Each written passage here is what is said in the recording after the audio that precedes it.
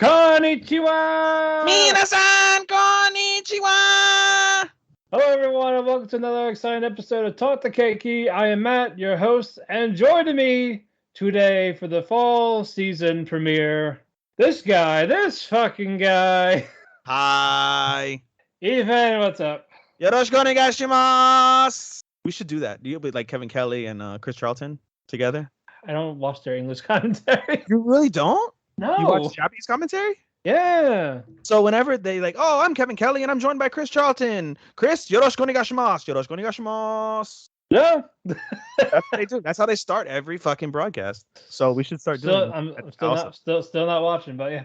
Yeah. So anyway, the point is we should start with yoroshiku onegaishimasu, which means nice to be with you all in Japanese. For those who don't know what we're saying, it could also mean nice to meet you as well. Yoroshiku ne. Or there's various meanings. Like you'll see, and that's real quick on a sidebar. There was on a quick sidebar. There was a conversation in the group in terms of, I don't know if you saw it because I know we talked about it in the admin chat. There was a conversation in terms of how Japanese translations aren't the same as the English dub translations, and the point was that they're both inconsistent. And I wouldn't say that they're not incorrect. They are inconsistent, however, where like I just said, when I say yoroshiku onegaishimasu, it can mean pleasure to meet you, nice to see, or not nice to see you, pleasure to meet you, I'm in your care, a pleasure to work with you. There's different like variations to that, you know what I mean? So I don't know, I just wanted to I guess bring that out in the forefront in terms of the fact that even though people said like, I'm a dub, even though I'm not a dub fan, I always talk shit about people that watch dub, but by reality, Japanese translations aren't necessarily the same as what you hear in Japanese. And then same thing with English dub as well. If you're hearing it in English dub, there's a good chance that that's not what was said in the original Japanese translation. Perhaps it sounds better, and maybe that's what should have been said, but in terms of how they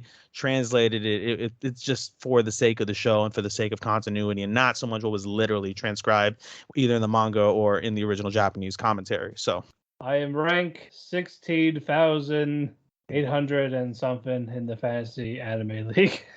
Oh, I thought it was in... No. But I'm not getting the good results right now. Oh well. Go man. That's fine. Whatever. It was last minute shit anyway. Kawaiso!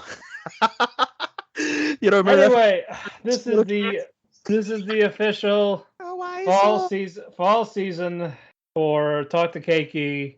We're off to a great start, aren't we, guys? Yeah, we are. We're only going to do a few reviews, while the rest is going to be first impressions, and we'll give you a top 5 of what has impressed us so far. And let me tell you, ladies and gentlemen, we have a lot that we are going to cover this season. We have Ichi, Ni, San, Yon, Go, Rok, Nana, Hach, Kyuju. We have 10 anime we are watching together.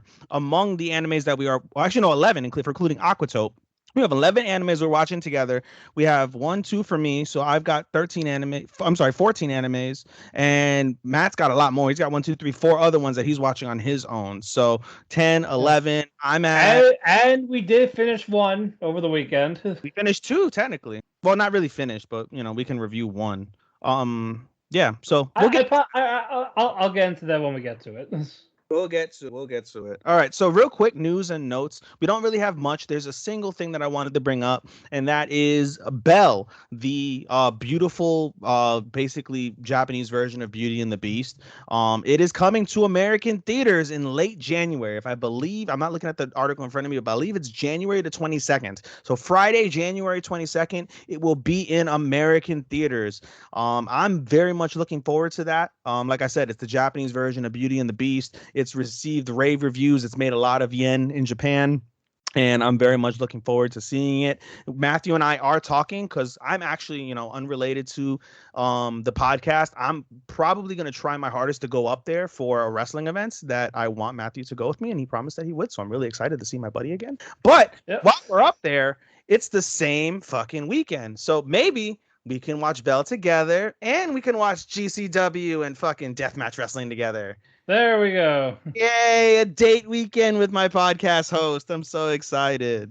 All right, just don't give us 3 weeks delay again. Yeah, we'll try our hardest not to. We should record, dude, while we're up there. We could probably do that. We will see. We'll probably do like sit down in the car and review it as like a little video. On the way back, right? Yeah. And by the way, we're not confirmed yet, but we're also talking about maybe going video soon. So you crazy motherfuckers get to see our beautiful mugs, or ugly, depending on what you like or don't like. Well, we will think about it. Yeah, it's mostly on Matthew's side. I'm used to being on camera. I like being on camera. I can dress up on camera. Matthew's a little bit shy, but it's okay. We'll try and work him out, get out of that shyness and get him on camera for you folks to love and or criticize, whichever one. Alrighty, anyway, we're gonna just dive right into it.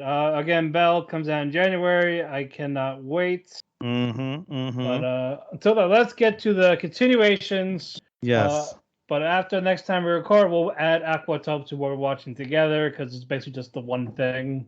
Yes, we'll always start off with Aquatop because that's already progressed. But we will start Aquatop when we do the seasonal reviews. Yes. And technically one of the reviews that we have for you guys is 86. We'll figure out where we want to do with that because technically that's a continuation. It's the second core of the first season.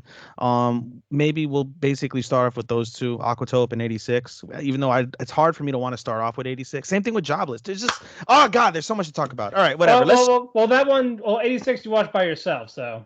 You don't watch 86? I told you I haven't. Really? I didn't know that. I swear to God. I was focused on Fruits Basket. Oh man, dude. Because I'm trying to finish that first. Bro, I would try your damnedest to fucking watch 86, dude, because it is. If there's for some reason, somehow, some way, time when I come back, or depending on what time I finish Fruits Baskets, I will try to. There's only 13 episodes. All right, you know what? That's fine. I'll go. Oh, you know what? I'm gonna go. Well, fuck. I guess by definition, I'll do that last. I'll start this off last, and then we'll go to commercial. I'll do that. All right. Let me go ahead. I have two seasonals that I'm watching before we go into Aquatop. Do you want me to talk about 86 before Aquatop or after Aquatop? After Aquatop. All right, we'll talk about it after Aquatop. That's fine. All right, so I'm gonna go with Scarlet Nexus and Boruto, guys. Scarlet Nexus again continues to get better. Basically, we find the story ends in episode 14 with Nagi about to confront Yuito's platoon. So in episode 15, the majority of the episode focuses on their battle. It's a back and forth battle. Again, Yuito doesn't want to fight his best friend. And so he manages to lure him into, and which was great continuity in terms of the storytelling. He lures him into, alone, by the way, it's just him and Yuito at first. He lures him alone into their secret training base. And so when they were friends, when they were in training camp, basically, they would head to this like condemned building, and they would practice their psionic powers in the condemned building. So he lures him there, and he uses talk no jutsu basically to try and talk him down. And he basically creates conflict within Nagi's brain. However, it's tough because Nagi, he doesn't want to fight his best friend. He loves his best friend. He wants to be there for his best friend, but basically his powers and his mind is overwritten by the experiments that New Himeka has done. And so he continues to use his powers at a very, very strong clip until he overuses them and he dies. It's quite sad. We basically see a final like conversation between Yuito and Nagi. Nagi comes to, he apologizes. He tells Yuito how much he appreciates him, and he dies in his arms in a very emotional moment for everybody there. After Yuito passes, they manage to make their way to the government, to the capital, basically the Capitol building. And so Yuito and the platoon end up speaking to Chairman Sumaragi, which is basically Yuito's last name. I'm saying that incorrectly. I apologize. But for now, because I don't have it directly in front of me, we'll do Sumaragi. Basically, he has a conversation with Chairman Sumaragi, and he explains, like, listen, I know these things from Togetsu, and, this isn't right. I don't understand why you're trying to have this fucking, this thing to try and, with the moon and whatnot. And he mentions that basically, since he knows, his brother tells him the whole story. And he says, we're doing this for revenge on the moon. We're doing this to carry out your ancestor's legacy. By the way, your ancestor is still alive in the depths of this building. He's in cold sleep, basically, they confirm. And so Yuito's platoon basically says, like, hey, I get you want to do, you want to have revenge, but there's no reason to. This is like fucking 2,000 years in the past. There's no need. Let's just focus on us. And he's like, no, we're going to use your powers basically. And we're going to use everybody's brains to communicate and try and break what's called the extinction belt, which is basically like this surrounding belt that protects the earth from the moon in this instance. And one of the platoon members notes that, hey, only people with psionic powers can offer their psionic powers to someone like Yuito. Anybody that you take their brain from and to use these powers, you're going to effectively make them brain dead and kill them. And his brother's like, well, so be it. And so basically Yuito does not agree to that and calls his brother monster and says, nope, we're not going to do it your way. And he leaves. And his brother says, listen, you're sullying our name. And, you know, this isn't right. This isn't what your ancestors, this is your duty as a Sumaragi. And he's like, listen, he's like, I think dad would be like our father, who's the former chairman who got killed earlier in the season. He said, I think he would be okay with it. I'm totally fine not being a Sumaragi. I don't care about my legacy. I don't care about the family. I just want to do the right thing. And so they basically get ambushed and they escape. The second part of the episode, which is basically where it ends, is they rendezvous with Kasane and her platoon and someone from Kasane's team. I believe they have like these engineers basically that help them with communications and things of that nature, directions, like a comms person basically. And so the comms person says, listen, I know like, you know, we weren't going to get a chance like this, so I recorded the conversation, and they're going to basically try and release it to the public, so that way they're aware, like, hey, your leadership wants to fucking kill you guys. So we'll see how that goes. But the episode ends basically with them informing Kasane that they're moving all the man-made others, which includes Kasane's sister, to a different facility.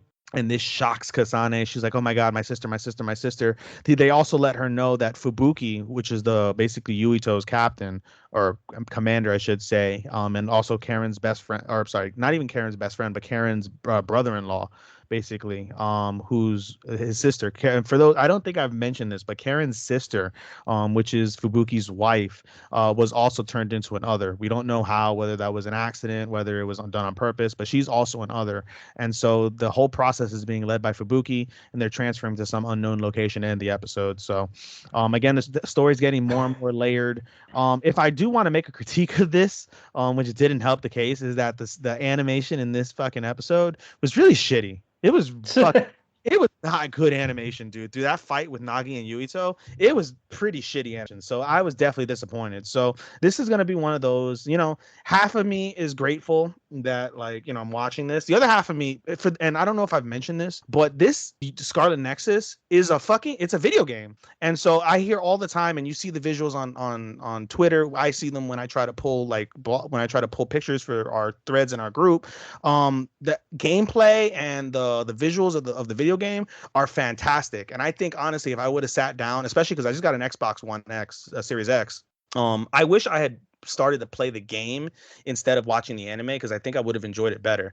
The story is really good. You know, not really good. It's good. You know, definitely good. And it's pretty layered, but it's just it's meh as a whole. So those are my 2 cents in terms of that. I gave it a 3. I mentioned that before, I believe, during the last season. It's going to continue to be a 3. I don't think there's any way that's going to go up to a 4. So it's a pretty, you know, average anime for me in general.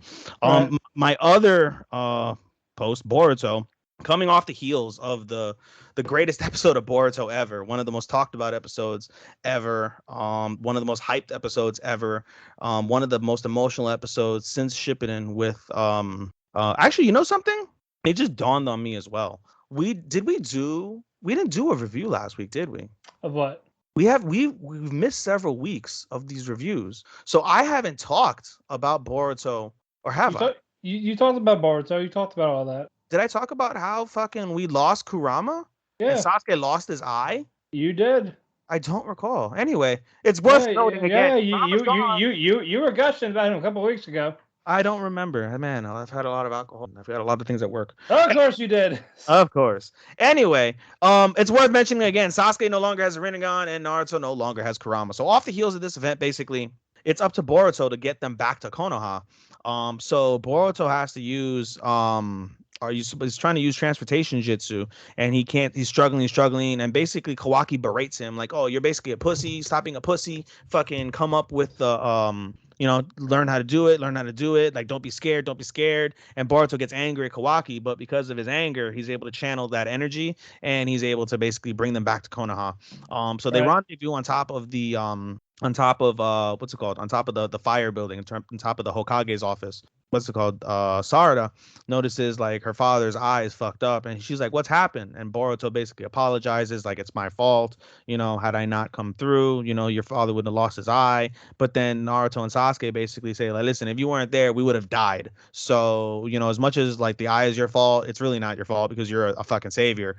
And basically Sarada's like, "Listen, I don't know exactly what happened, but I know you, and it's not your fault." It was very touching. And but the episode basically focuses on the aftermath. We learn a critical piece of information when they basically reinterrogates Amado, and Amado mentions, like, listen, they asked him, like, is there anybody left? And he's like, well, I doubt Kashin Koji is alive, which he is alive, and they don't know that. We doubt Kashin Koji is alive. The bodies that are there are empty, like the spare bodies are empty. We turned off Delta, so she's good. So the only person we have to worry about is Code, but Code is a motherfucker. Code, whereas every single person of Kara, including Kawaki at the time, they were all genetically modified with scientific ninja tools to make them stronger. It was the opposite for Code. Code was so powerful that they had to put a limiter on him, and that if they took his limiter off, he's more powerful than Jigen was, which is scary. They also mentioned that Code has a defective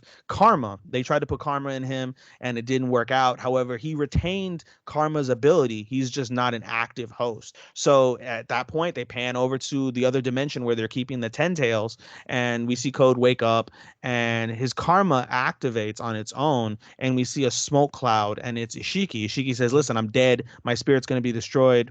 I just want to let you know that you're my only successor. You're inheriting my will and my powers, and fucking avenge me. And he disappears. And so this sets up Code now as the primary antagonist of the story, and another formidable one at that. I've already seen manga spoilers. He's insanely fucking powerful. I can't wait to see how they adapt that.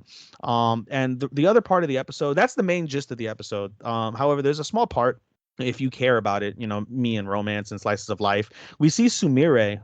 For those who, if you have been watching Boruto from the very beginning, she's the girl who Boruto first saved. And by the way, she's also, I don't think you noticed, Matthew, because you saw Shippuden, right? Yeah. Yeah. So Danzo. Yeah. She's the final legacy of Danzo, and it's introduced at the very beginning of the series. Really? Yeah, so basically before Danzo died, he did like the secret forbidden jutsu, and basically imprisoned like a fucking beast inside of her.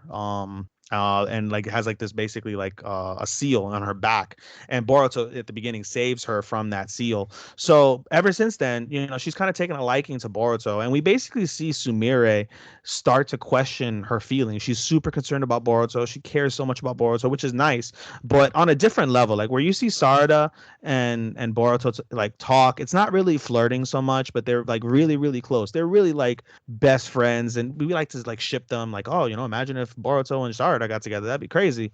But really see Sumire, conflicted because she's a burgeoning young girl. She's in her teens, and she's starting to really like Boruto. So she's like, I'm confused. I don't know why I feel this way. Why am I so concerned? And a couple people mention about it, and she like starts freaking out, panicking, like, no, I don't like him. Like, no. It's really cute.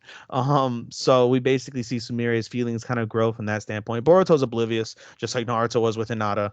Not surprising at all. And thank God, I would say that Sumire is not like Hinata from that standpoint of being like super duper, like, oh my God, shy, red faced, runs away. She's not like that. She's very professional, and she's very, smart and courageous herself. But she's starting to, kind of question like, oh my God, do I really like Boruto? Oh my God. So that's like one of the minor parts. But basically, long story short, we basically set up Code as the new antagonist. As they confirm, one final piece before I stop is they basically confirm Kawaki and Boruto are 80% Osutsuki.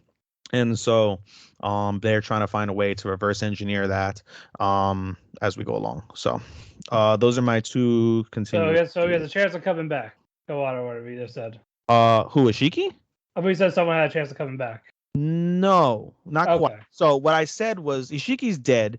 So, all right, let me back that up. I'll give you an explanation briefly. So, during episode 66, which is the original, do you remember the first like hyped fight between Naruto and Sasuke versus an Otsutsuki?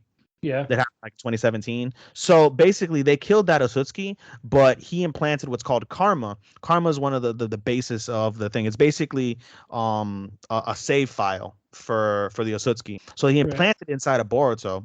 And so what happens is it becomes like data, like it's basically like an encrypted like piece of data, and it self unencrypts inside of Boruto. Once it reaches 100%, then basically Boruto loses all self and he becomes an Osutsuki, and he dies, and then the Osutsuki who died is reborn. Okay. So he's at him and Kawaki are at 80%. They've removed Kawaki's karma for now, basically, because if you go back to the very first flash forward, did you ever see the flash forward in Boruto at the very beginning? Where Konoha's destroyed and you see Boruto and you see a figure who turns out to be Kawaki. They're fighting. No. So that's the very first scene inside Boruto. It's a flash forward to an old Boruto wearing Sasuke's cape, wearing his what's it called? His bandana with the cross. That's Itachi's. I don't know if it's Itachi, but and they're basically fighting. And you see Boruto with a Kakashi scar in his eye, which has the Jogan, which is basically the like a version of fucking Byakugan. And so, the person he's fighting is Kawaki. So, for those who have seen the episode, it's not really a spoiler alert, but eventually sometime down the line, don't know when because it hasn't happened in the manga yet, but Kawaki gets fucking karma back.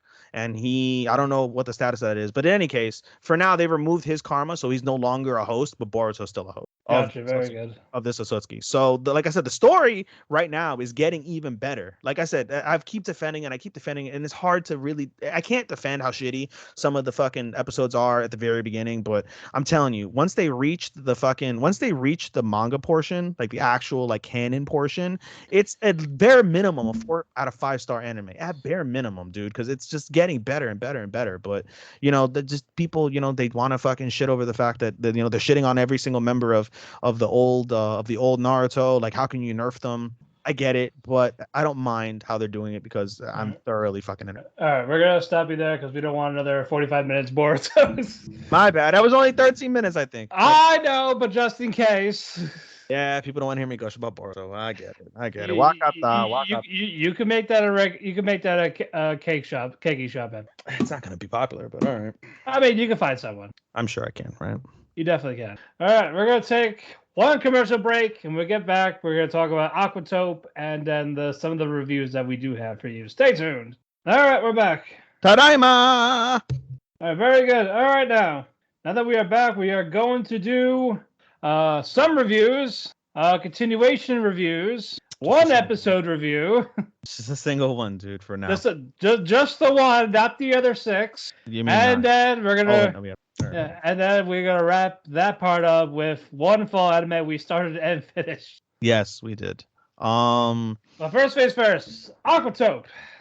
Go ahead, Matthew. Okay. For those that remember, what was that new aquarium called? Tingara. Tingara.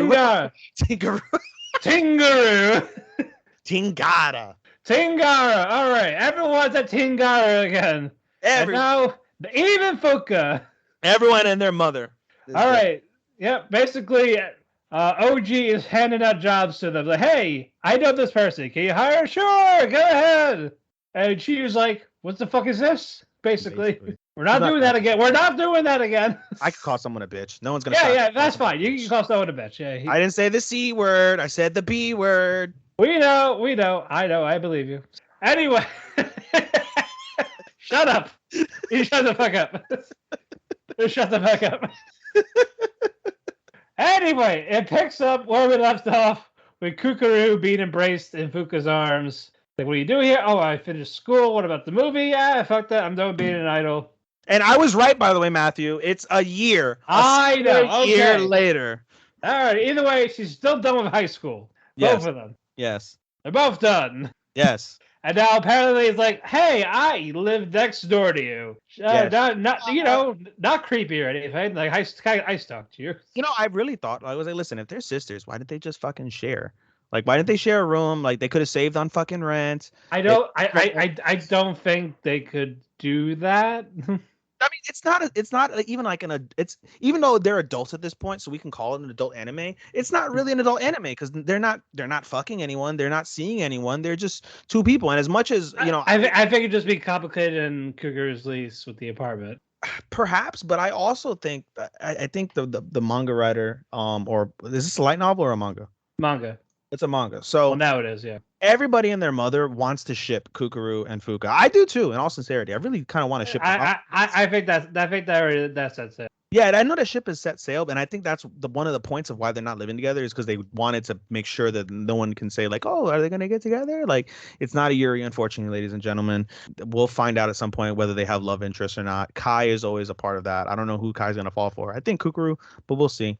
Either way, yeah, I think that's why I want to set that ship sail. But anyway, continue. All right. Basically, Fuka tells Kukuru that she has a job at Tingara.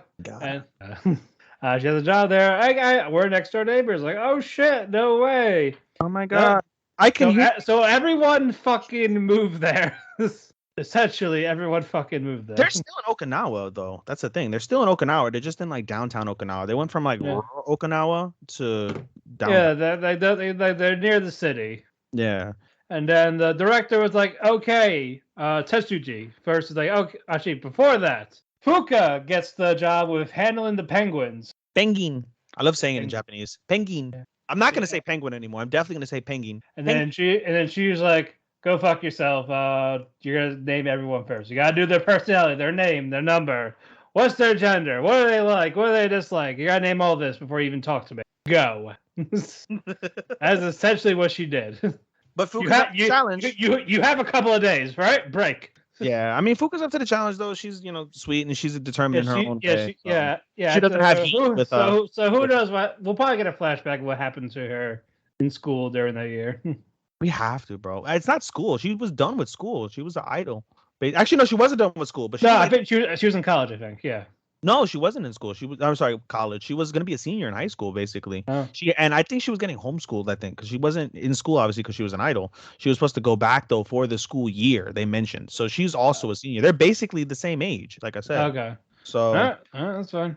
Yeah, I mean, we'll see. I guess, like you said, we'll have a flashback at some point with how I'm sure she met up with her kohai. I'm sure she probably met with the director. She probably met with a couple people. And just felt like that guy in good conscience can't do this, basically.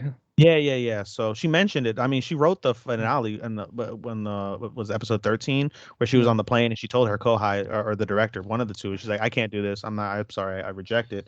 And then we don't know what the fuck happens to her for a year. Yeah, but she still went there for the year, so. Yeah. So I'm curious to know if there's anything significant that happened or does either that or she just went home just for a little bit. Anyway, Tetsuji walks to the office and tells Kukuru, we are going to do this rehearsal tour one more time. Yeah. Basically just practice on the marketing aspect and be quiet. We are recording you.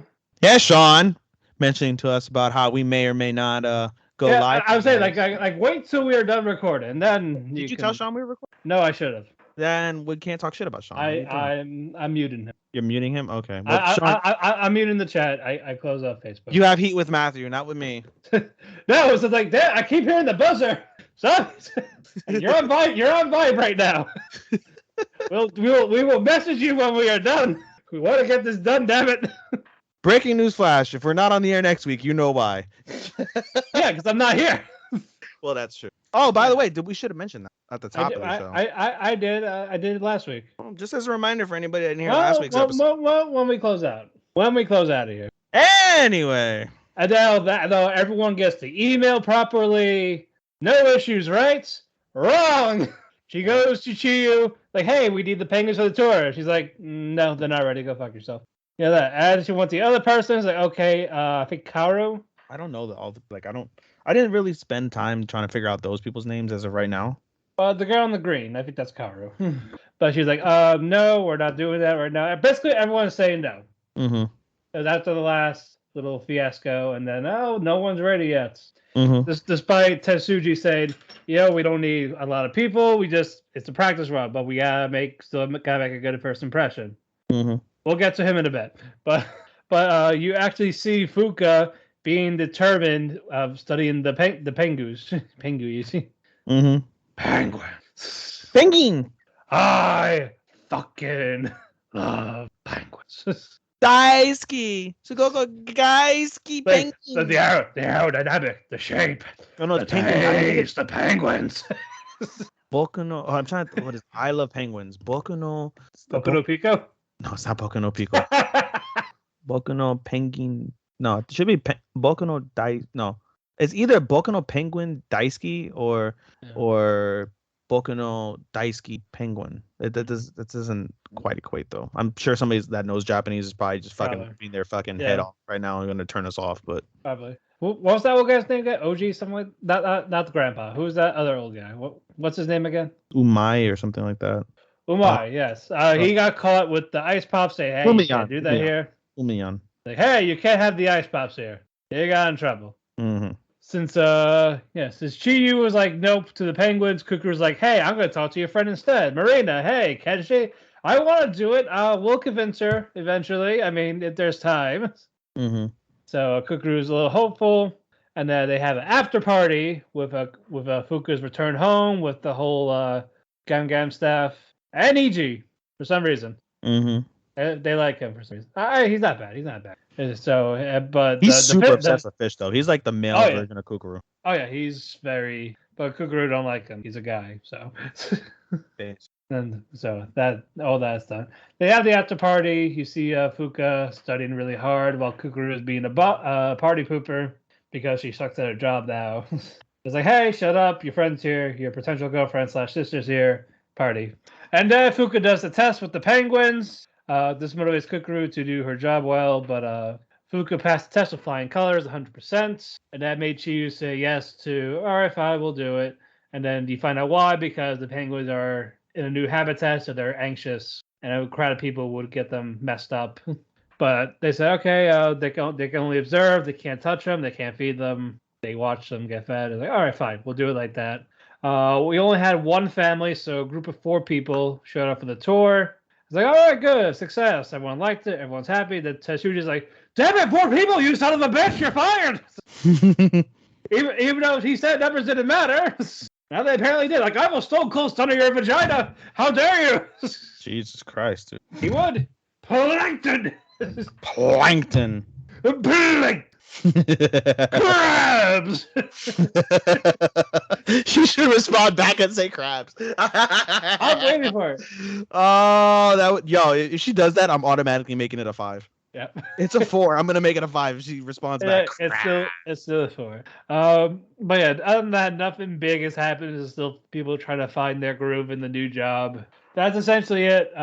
Still a good episode. ED is growing on me, that for sure. Really good. It's not last year's ED. It's not gonna beat it, but it's no. pretty close. No, they're still nicely done. All right, now the one you guys actually care about, because you guys don't care about Aquatop. You care about this one, Demon Slayer.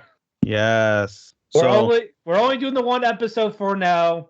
I'm probably gonna watch the second episode if there's new scenes. Yeah, I'm not gonna. Well, I'm kind of stuck. If there is new scenes, I say we watch it. Yeah, for sure, but I will find out next. Yeah, I guess. I don't know. But as of right now, we're just doing the one episode. Something tells me we're gonna watch the whole fucking thing. Most likely.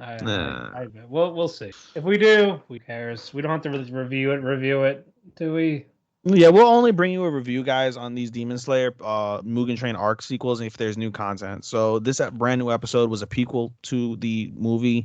That's why we're gonna review it. If, like Matthew said, if anything pops up of significance, we'll bring it up. We're not going to review the whole episode. The majority of our listeners have already seen the movie. If you haven't seen the movie, go ahead. You can either watch the movie, or you can watch this basically weekly episodic drop. It basically is the movie in episodic form, and it includes the deleted scenes that they're saying that they may bring back. So if you want a more complete version of it, only in episodic format, you can watch this. If you just want to spend 2 hours of your time, watch the whole movie and say fuck everything else, just you can watch it. It's available on Funimation. It's available on Crunchyroll. For anybody out there, English, Spanish, Portuguese, and of course Japanese on Crunchyroll. So yeah. Umai! Umai! Umai! Umai! I love that. I love Rengoku. It was funny at first, and it got annoying during the movie. But then when I heard it again during this episode, and I was like, "Oh shit, I forgot about that." Yep, I still get it. In the manga, he just says "tasty," not delicious. Yeah, but it's the same thing. I know. I was like, "Tasty." Well, you can tasty. Tasty. Well, no, technically that's incorrect because if you say tasty, it's oishi, oishi, which means like that's good. That's yummy. Well, tasty and yummy is the same shit. It's still good. You can't have like fucking. I guess you can't have somebody like Rengoku. Omoy! I mean, you can. Oishi! Oishi! Oishi! He could. I still would not mind. Rengoku-sama? Oishi! But Oishi! But the trainer Oishi! Yamete! Rengoku-sama! Omoy! We must have the same. That was good. But no. Anyway, basically, Rengoku's eating his delicious food that he finds at this place that talk about the Mugen train being out of commission. So he goes to investigate. Hey, what's going on? Because of the slasher. And then that we see the slasher in the opening sequence of this episode. Right. Basically, a conductor going to an empty cart, and then the things flash. And he's like, "What's going on?" And then he sees a figure inside the shadows, and he gets slashed to shit. Hence the slasher. Yep, the slash thing in the slasher.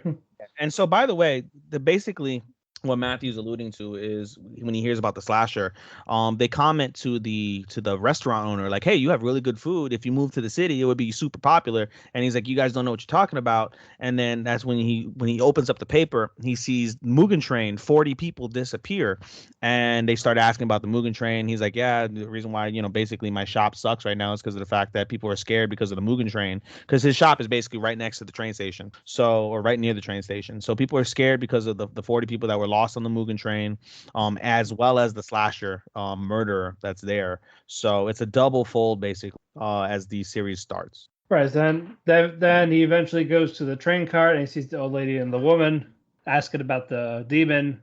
Is that the station? They're not in the cart. I said it at the train station. Oh, he says train cart, and I was like, it's not a cart. Oh, no, but they have a cart for the bentos. Whatever. All right. Anyway. Anyway, Rengoku talks about it and gets a bean, paste, bun thrown at him. What? What? Like, he just stole her food. What a fucking dick. I mean, you should do it on him. So I know. I would just give it back. I was like, well, basically, she doesn't believe that demons are real, even though the grandma says they are. Basically, they are. I said, okay, I'm gonna buy all your shit. So he buys all the bento to give to the conductors. Say, hey, I got this here. Like, pretend to be the conductor from somewhere else. Well, actually, no. So you're skipping a step. So basically, he buys all the bentos. He gives some over to his attendant, who, by the way, he has an attendant with him, and he says, we don't have his name, dude. No, we don't get his name, I don't think. But he basically says like, "Oh, take these. Go back to the Demon Corp, hand them out as gifts. I'm gonna take these, and I'm gonna go investigate the train." So he goes to investigate the train. And he goes he finds out that the Mugen Train, when he goes on this like train going back to the station, he's like, "Oh, I'm here." Well, the conductor's like, "Hey, this train is like gonna, go to the yard." And he's like, "That's fine. I want to see the Demon Train." He's like, "Oh, well, the Mugen Train.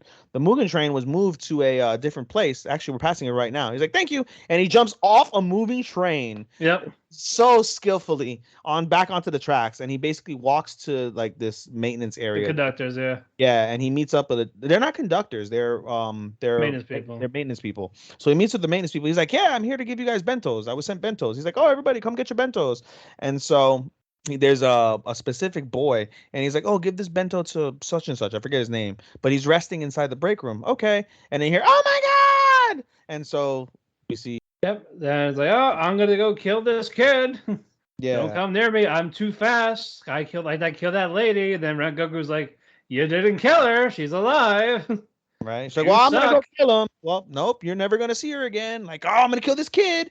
And he's like, "No, you're not." And with fucking the speed the speed faster than a pin dropping, he chops this motherfucker's arms off. He's like, "Well, I'm not going to kill the kid, but I'm going to kill those people back at the station." Yeah, I gave you the bentos because basically and that all starts. We skipped a step. Apologies again. Basically, he steps, and I think he steps on the food or he throws away the food. He's like, "Ever since I became a demon, I can't stand on it. This food is disgusting." And Rengoku's like, "Oh, that food was made with love. How dare you?" And he took that personally. And he took that personally. And so he's like, "I'm gonna go to the station, kill those people that made this disgusting food." And he speeds off. He does first aid to the boy.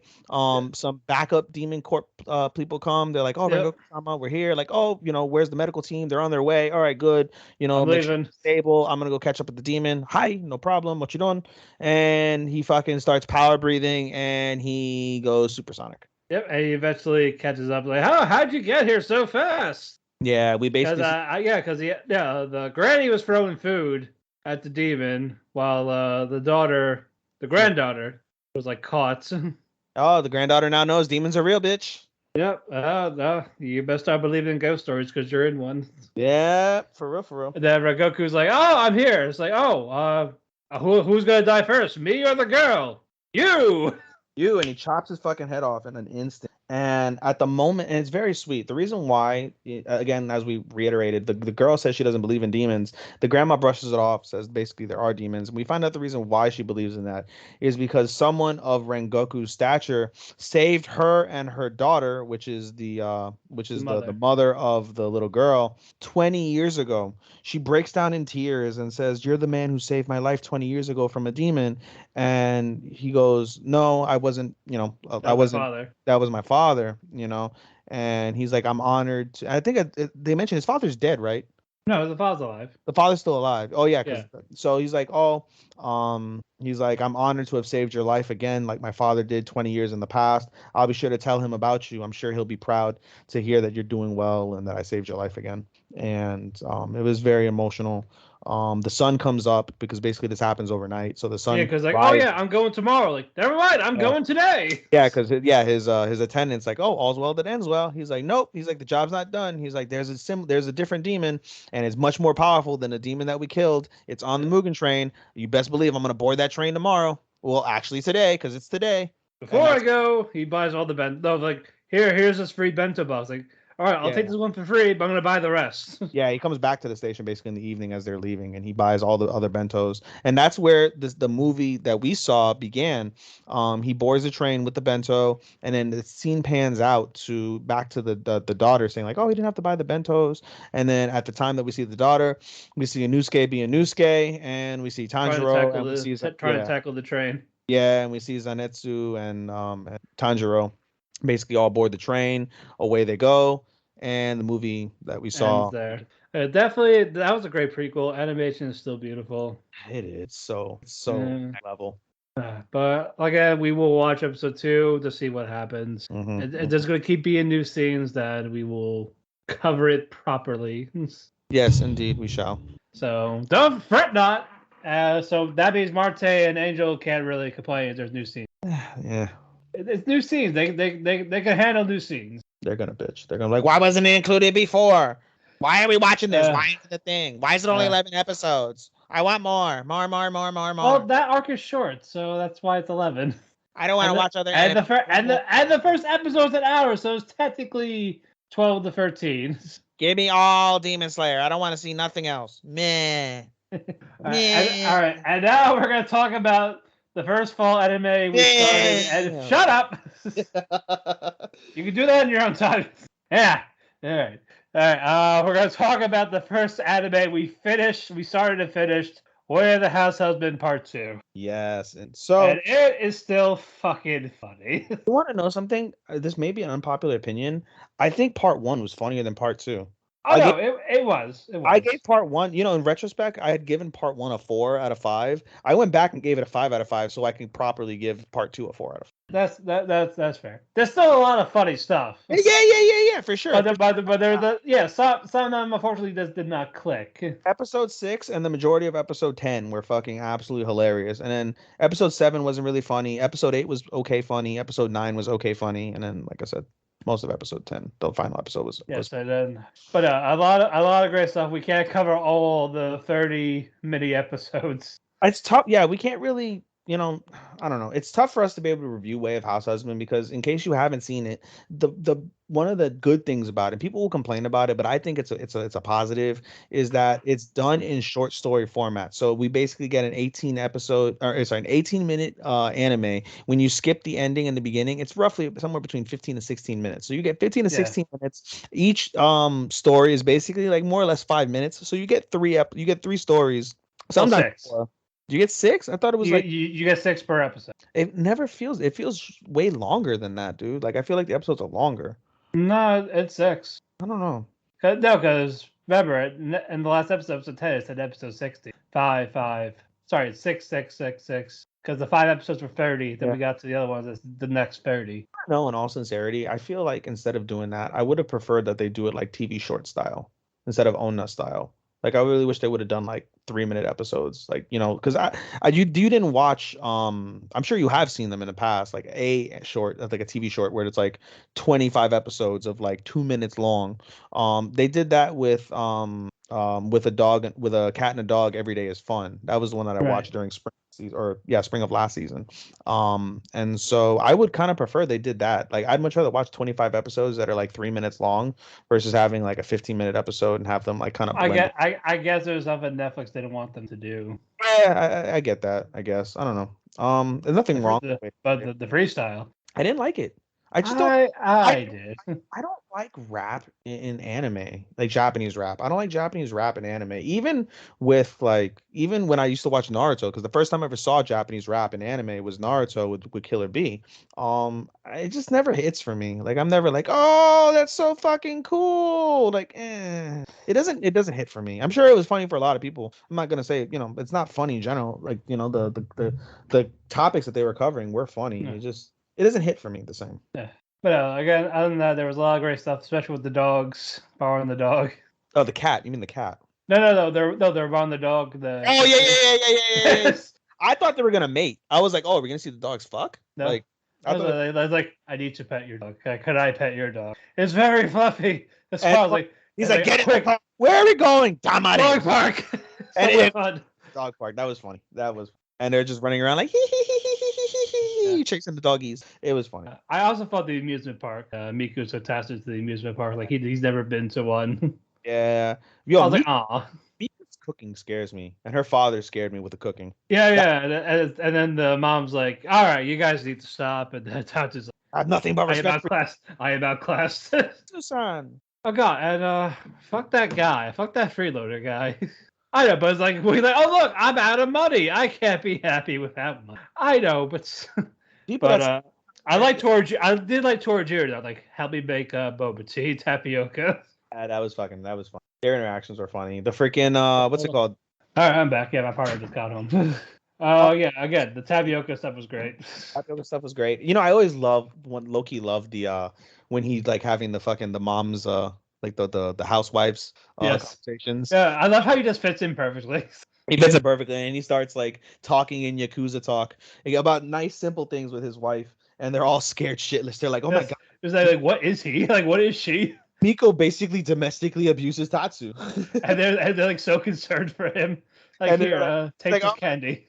Yeah, he's like, oh, if you ever need anything, don't hesitate to reach out to us. We're here for you. That was the Halloween costume was pretty cute. Yeah, they didn't win. Like that's fair. Like they shouldn't have. Yeah, I think it was a baby dressed as a. Also, poor Oven. Yeah, that poor Oven. Oven, no. Bro, I wonder if you can really do those things, like when he was making like the bean like the paste, like he's like in a rice cooker and like I was fucking incredible. And then I was like, oh my god, it was so cute when he basically cooked this thing in the flour in a rice cooker, and it ended up being a bear cookie. It was so fucking cute. I was like, oh my god, it's a fucking bear. I was like, I need to know how to do this. I want to make a bear cookie. It was so cute. Oh, we definitely had a lot of great stuff in this. It's definitely a 4 out of 5. Yeah, it just like I said, it didn't hit as much. It made me appreciate part 1 more, which is why I went back and retroactively gave it a 5 out of 5. Yeah. But yeah, like I said, super solid. If you like adult humor that's not like, it's not sexual in any way. They do curse, hence why I said it's adult humor.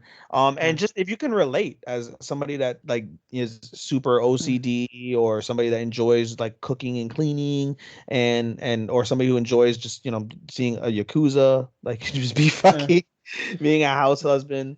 Well, right now it's still comedy of the season so far, because again, it's the one that's finished. So for all we know, Komi-san could take it, Senpai is annoying, or Mieruko-chan for some reason. Mieruko, yeah.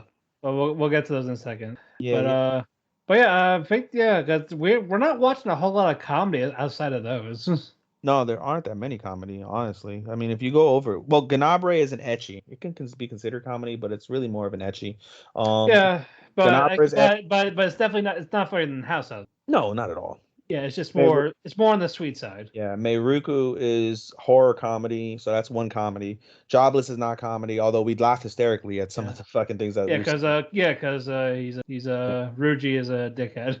Yeah, you know what? I'm gonna go over it. We're gonna so as we said, we're gonna give opinions on the first couple episodes. I'm not gonna do that for 86, and I'm not gonna do that for Reincarnation because of the fact that those are by definition different. They're part twos of their core twos. So I'm gonna give you guys little mini reviews on those. I know you're not watching. We'll do a mini review on Tensei.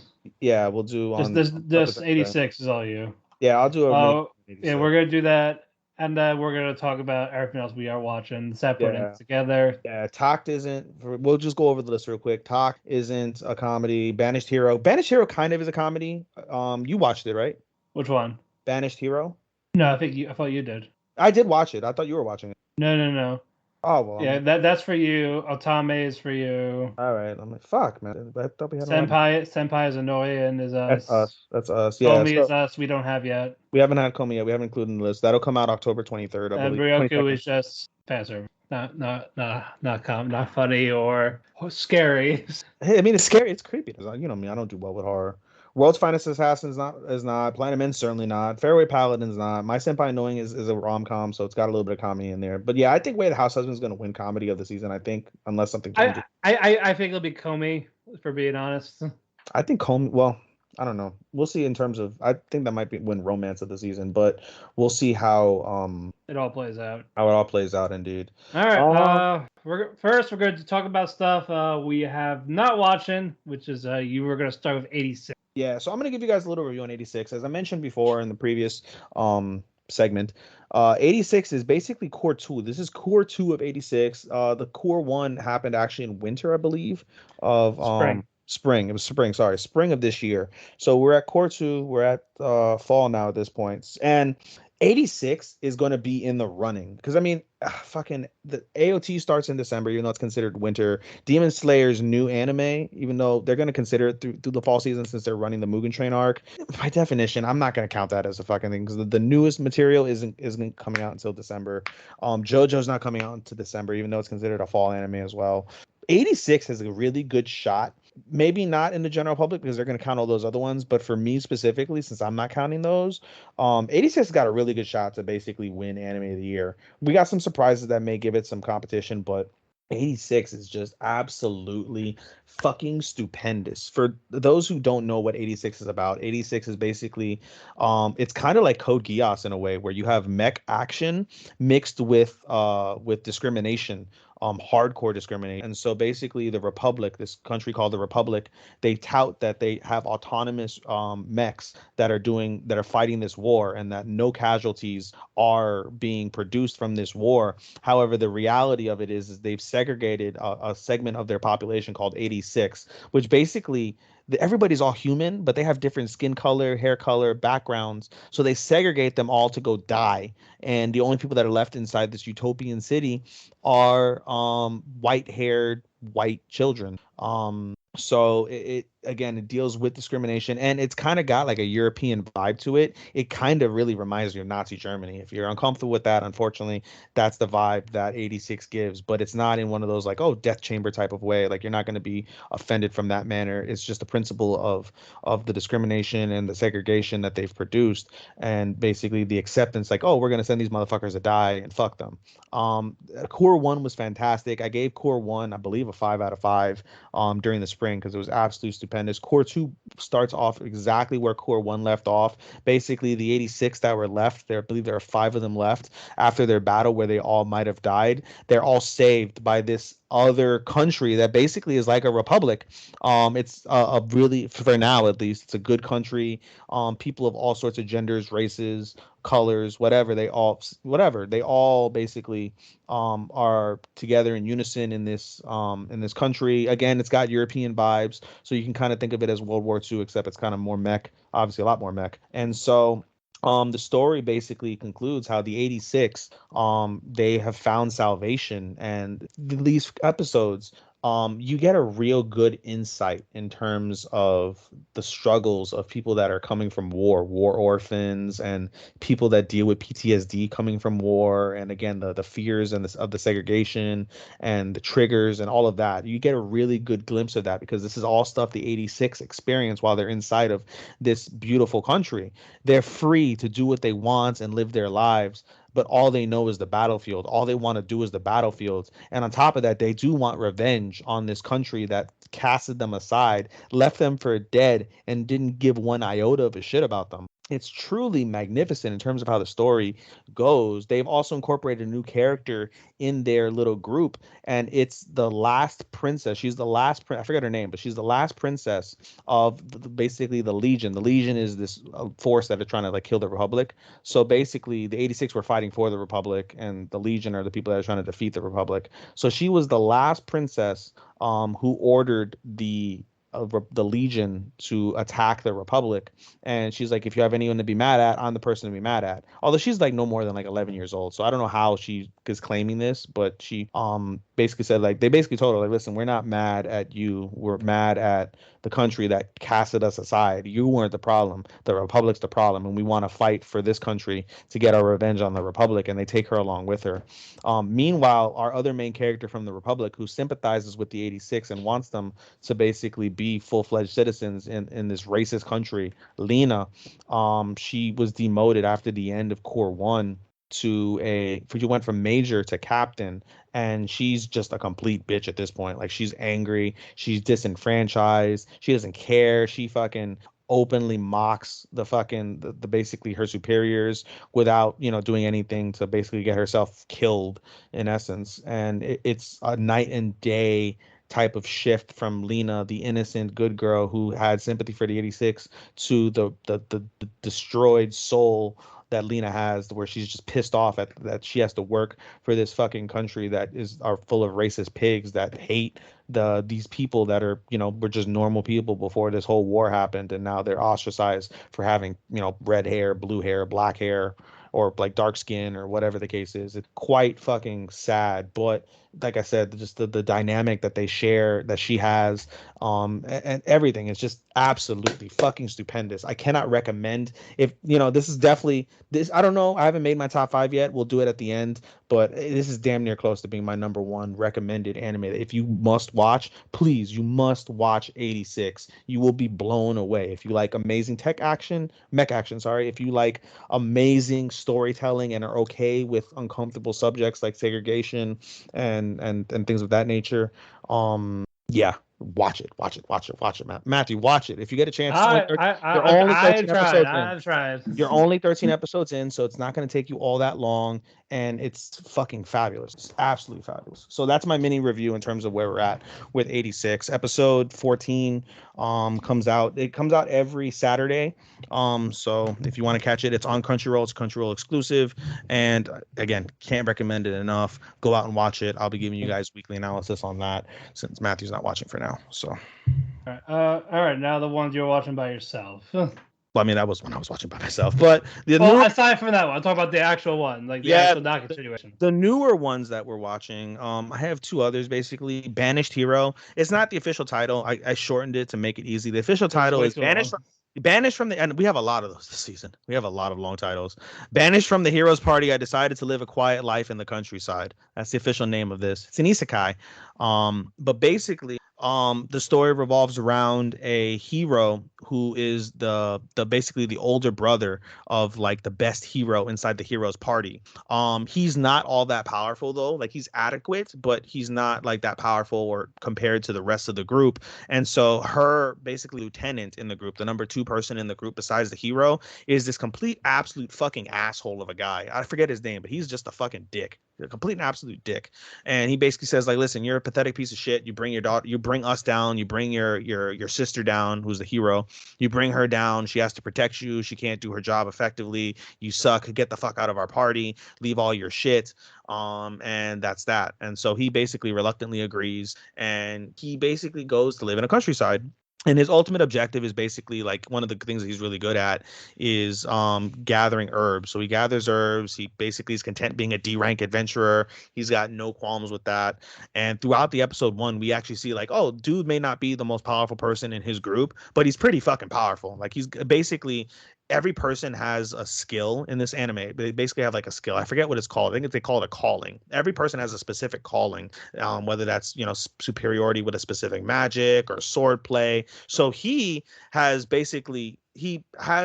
a skill or a calling to basically enhance all of his other normal skills and make them like high level. So he's got high level speed, high level survivability, high level endurance, high level like different things of that nature. But he's great at a lot of things. He's good at a lot of things, but not great at one particular thing. But throughout the episode one, you see like, oh, he's actually really fucking good by definition. And so at the end of the episode, he basically gets to open his apothecary, but there's someone from the hero's party that happens to be in the same town, and the episode ends her basically going to visit the apothecary, and the season as a whole, from what it appears, looks like she's going to basically tag along with the adventurer.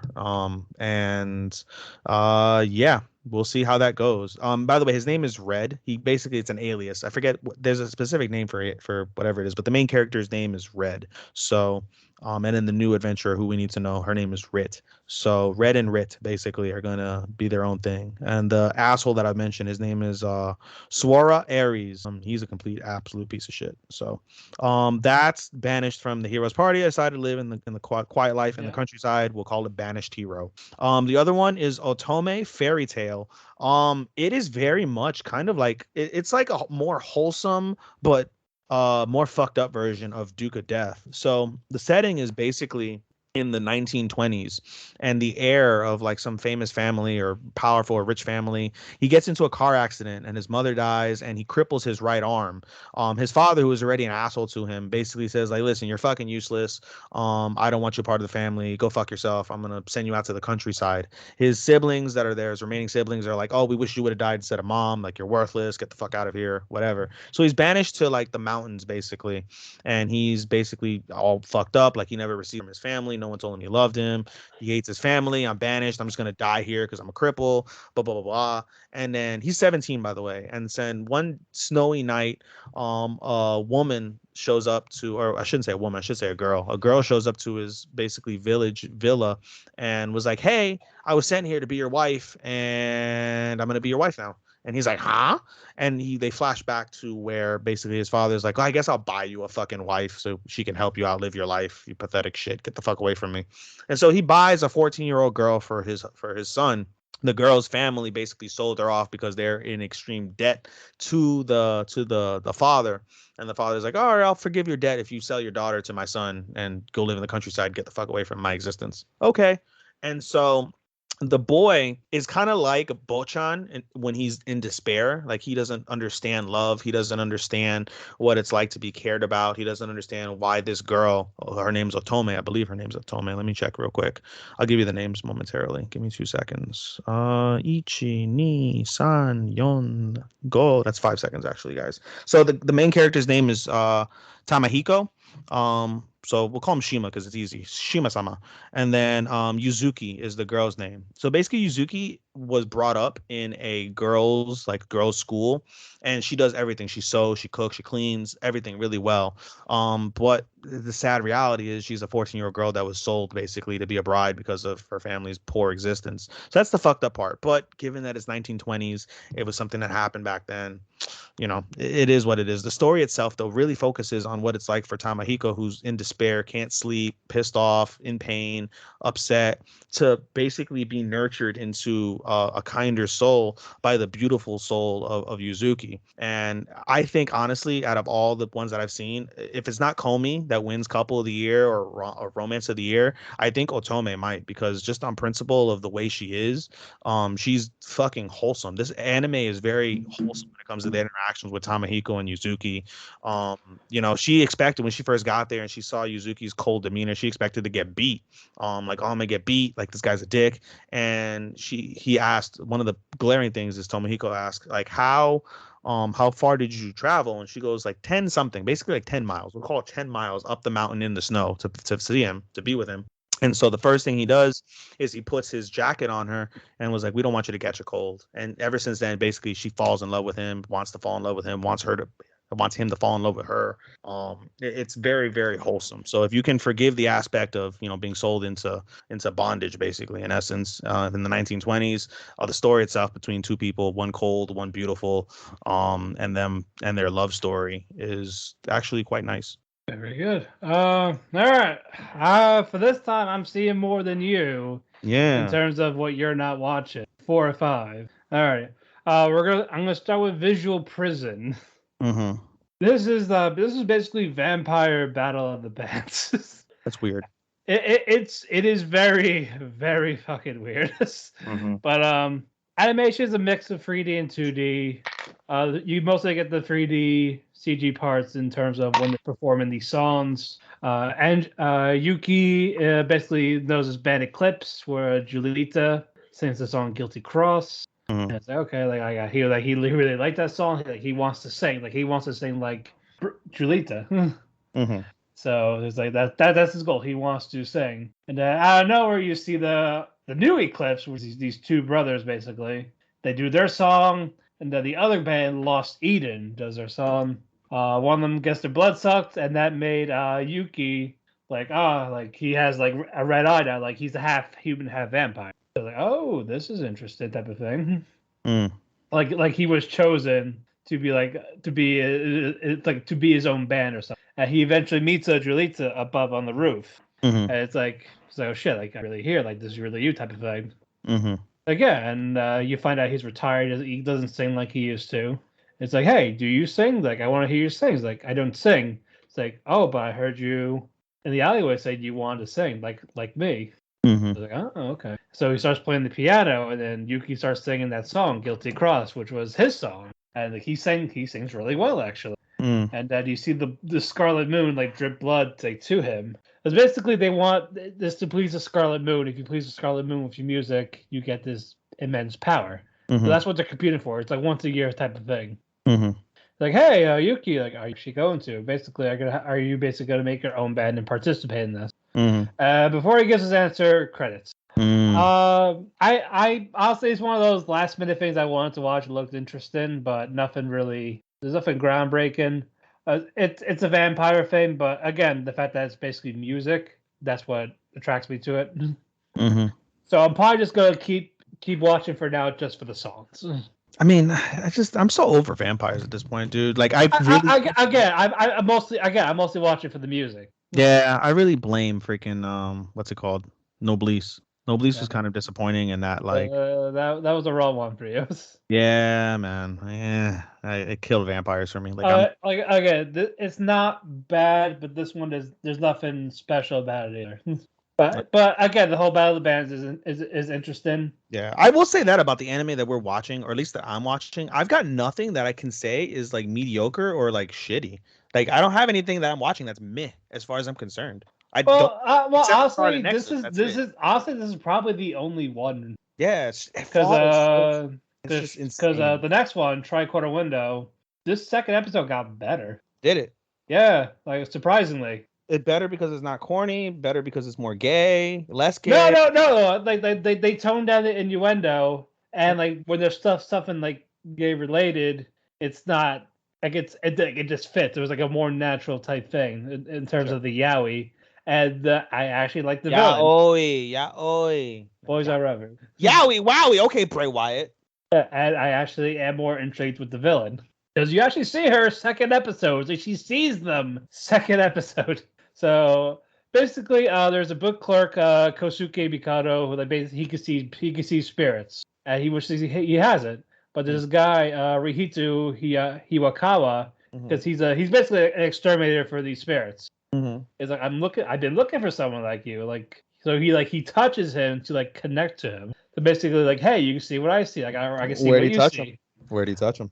Above the waist. Okay. Mostly his shoulder. Okay. And like with the immense spiritual power it gives him, there's this bit of pleasure to it. So it feels good while doing it. When it got too intense, he like nibbles Kosuke's ear. Like sometimes you gotta have it more intimate. Mm-hmm. And then Rihitu's like, "You're mine," basically. Well, not creepy. No, because Kosuke has like potential power to him. If like more than just seeing. Like when Rihito is an actual projection, he can kick him out of his body. That type of thing. And the fortune teller Kita telling Kosuke, hey, you should actually probably stay away from him. Like the fact that he's being used and all that. And Rihito gets upset at Kosuke because like you just let anyone enter your body, huh? Hey. Because that's what Erika did in the classroom, like the villain. That's what she did to Kosuke while like, oh, there's a ghost here. Then Erika controlled the body, saying, "What are we talking about? No, there isn't." So she's a more intimidating figure. Like there's a mystery with a bit of creepiness for it. I don't know if I'll love this yet. Like judging by the poster, I expect this to be like a dark type mystery. But for all we know, it could be down the road. Again, first episode was it felt forceful with the innuendos, like very cheesy, especially with the dialogue. But they actually toned it down. We got introduced more characters, so this made it better. So I am curious to see where this one will go. But not bad so far. Right now it's like a 3, maybe a 2.5. We'll see what happens. Next one, a Hike story. This one has been going on for the past month. Right, so I'm 4 episodes in for this. And this is basically based off a book, not a manga. I did hear that. Like it's an actual book, like an actual like folklore type ordeal. The Tale of the Heike in 12th century Japan. Yeah. And there's a bit of magic to it with the main girl Biwa. Like her eyes, like she has the multicolored eyes, and she sees the future type of thing. And she's like telling first her father gets killed by the Heike family because they're awful, and he But Biwa befriends one of them, Shigemori, who also has the eyes that she has. The multicolor eyes, sees the future type of thing. So she eventually gets taken in as like adopted. And she starts getting familiar with the family. You get familiar with almost everyone. And you get the culture of how they were back then. Like if a kid acted up against royalty or something like that, the only way to redeem is they get sent away somewhere. They actually they go into detail with how things were in that timeline, and that's actually great. And I think about Biwa, like what's that instrument called? The dun dun dun dun dun. What's that instrument that they normally play in the old times? Are you talking about the one that was in Snow White Notes? Essentially, yes. The shamisen. Yeah. There's a little vision of Biwa like playing that when something dramatic happens. Like she plays that in real life, but like in like a visionary type thing. Like you see Bo like long white hair and it's just singing with that instrument. Like something that's going on, like tragic or whatever. It comes and goes from time to time, but I like the magical aspect with the vision thing. I am enjoying the characters, even the family, despite them being like this powerful family and also essentially horrible people. But I am liking everything about this. Animation is unique, so that's always nice. Yamada, the guy who did a silent voice, Keion, did this after leaving Kyoto. So it's just nice to see him go like back into work. So I am happy for that in that regard. Sorry, Yamada, she. Well, Yamada, so I thought it was like, but no, I'm wrong. It's Naoko Yamada, she. Yeah, I'm glad she's getting work. I'm glad she's finding new work to move on after that, her horrific fire in the Kyoto studio. Great stuff. This is definitely a 4. There's no episode list yet. They didn't say how many episodes it's going to be, but I'm not worried. I'm along for the ride on this one. And then the final one for me, Blue Period. This is a Netflix exclusive. This one I'm probably enjoying the most. As far as I want to watch him by myself. It's about a guy named Yatora, who's basically he's just basically bored with his life, but just hangs out. He basically just hangs out with his friends, watching the game, get drunk, and go to school the next day. But eventually, he also falls asleep in art class until he saw this specific art picture that like it captivated him. It blew him away, type of thing. Like the detail of it, and it is beautiful. It is a beautiful piece. First you think Ryuji made the painting. So Yadara was basically scolding her like, "Oh, you can't go to art school," type of thing. No one's gonna accept you. Like he's just talking down, and they're like, "Ah, shit." And even the art teacher's like, "That's true. It's hard to get. Art school is very expensive, and acceptance rates is almost impossible to get in. You get like 5 people basically, if you're lucky." So it's kind of like a mixture of of Kageki Shoujo, except with art and not catty shit. Yeah, and it's a regular school. It's just a regular high school. It's just an art. There's just an art club. Yeah, and then basically everyone was told they have to draw something. Well, first beforehand, he finds out Yadara finds out who actually drew the painting. That was Marumori, because he sees her like watching like basically doing some small stuff. And he was asking her about the painting, like why is this person green, type of thing. Like, like because of the background, but it also matches the skin of the person beside them. So it's like a transparent type thing. And basically, like, the perfect painting is basically like a different shade of blue. Because Yotaro was describing like Shibuya in like the sunrise, basically, like morning, like actual sunrise, like how it's like this beautiful blue type thing. So and she's like, well, maybe it's try, because usually the blue of the picture, like you do anything with blue. So he actually does at home, like he draws. He starts painting like that, how he remembers that night or early morning of Shibuya, the morning rise. Like he colors it blue, different shades of blue, but also draws buildings in it like after. And it got a positive response from like basically everyone. Even the girls he scolded, the Ryuji. Like she was about to like it, and she saw like who made it. Like, never mind, I ain't looking at it. Like, oh, like, but even his friends were getting it. Like, they figured it out before the art students of what it was. Like, oh yeah, we were here. That's the town. Like, you drew that. That's actually awesome. Like, he was happy he had to have like an actual conversation with his friends instead of just drinking and watching the game. And he actually starts getting tips from his art teacher. Like, he even like outside his window, like he sees like the whole town like in a sunset. So he's like he starts drawing it. Like he's actually drawing. Because he does draw from time to time, but it was just a hobby that he probably couldn't go anywhere, especially since his parents said we can't afford a private school type of thing. So he just ignored it.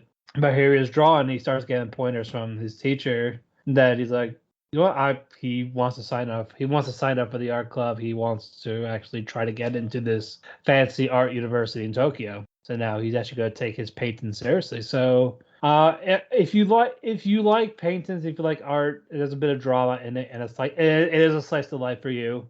It's actually well done, and I enjoy it for all of those aspects. For those that are interested, it is a Netflix exclusive that will be released weekly. I think it's the first time they're doing this for international, like the States. So, but yeah, great first episode. I am definitely curious to see what's gonna happen next with how Yotaro grows as an artist and how his life's gonna be with his friends and everything.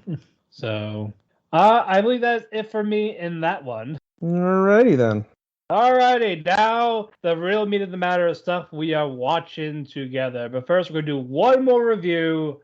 Mushoku Tensei Part 2. Mushoku Tensei Part 2. This came out in winter.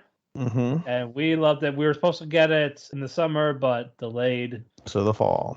And here we are. I mean, again, it's starting off fabulous. A quick recommendation if you're not watching Mushoku Tensei, if you have children, don't watch it around children.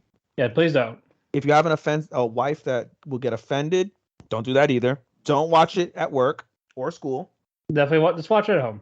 Watch it at home in the comfort of your house. If you're in an apartment, don't put it too loud, otherwise the orgasm sounds will maybe make people uncomfortable. Depends. I mean, it's not that bad. We're over exaggerating a bit, but it is relatively sexual, but not in like an ecchi way. It really, helps the story in essence. So, to break down Mushoku Tensei, basically, it's an isekai. It's a very, very good isekai at that, but it's an isekai nonetheless. This neat 30-something, I think he's like 36-year-old shut-in neat basically gets kicked out of his apartment one day, and he ends up saving somebody from Truck-kun, but Truck-kun gets his ass. He dies, and he's reincarnated in a world full of magic and swords, except he retained his memories. So he's a baby. His conscience, he gets his actual conscience. Yeah, with the conscience of a 36-year-old pervert. And the story progresses basically how he is a prodigy because he's smart and he is, like I said, he's 36 years old. He's got a fully developed mind already. He's also got a very perverted mind, which is where like the sexual stuff comes in with like fucking and jacking off and masturbation and shit like that. We see basically in different points of the series. But in any case, he's a fucking genius, and so the story basically is how he lives in this new world, and how crazy good he is in terms of his ability. And it also basically is a story of how he basically takes this new life that he received, and makes the most of it at this point. You know, he recognizes how he was back then. He goes through personal pitfalls as well, like personal pitfalls, and he has journeys to try and escape them and be a better person. And at the end of the day, that's kind of what the true objective of this is. As much as he is, you know, this amazing character, he's really trying to do better by himself and by the world that he's in now after living a fucked up life beforehand. So that's the gist of it. Now, with that said, again, the action is really good. The story is really well. Again, it's sexual, so if you like seeing or hearing sexual shit, you're in for a good one there. And just in general, it's a really, really solid series. I believe I gave it I gave Core 1 a 4 out of 5, if I'm not mistaken. I gotta check and see what I gave it. Give me 2 seconds. Let me see what I gave Core 1. Jobless, Moshoku Tensei, jobless reincarnation. It can go by 2 terms, by the way. I use jobless reincarnation because that's the English version. The more known version is Moshoku Tensei. Why is it playing a preview? I didn't want it to play a preview. Gomen. Choto Gomen. Do I not have an option? I mean, I guess I could search it. In any case, anyway, Matt, while I search it, go ahead and give them the recap of the last couple episodes. Basically, it starts out with Rudius, Eris, and what's that guy's name? Ruijerd. Yeah, I gave it 4 out of 5. 4 out of 5. Yeah, and Ruijerd. They basically are. They're still called Dead End. They're traveling together still. They're still on the island, and basically they're out of money. Mm-hmm. And we talked about Rudy meets his lolly demon, who basically takes out one of the. We actually I think we covered that in last week. Did we? Yeah, we were talking about how he got the demon eye. Oh yeah, we made a joke because I made a demon and we made a joke about Loli. I was like, oh, wait till we get the jobless reincarnation. That's right.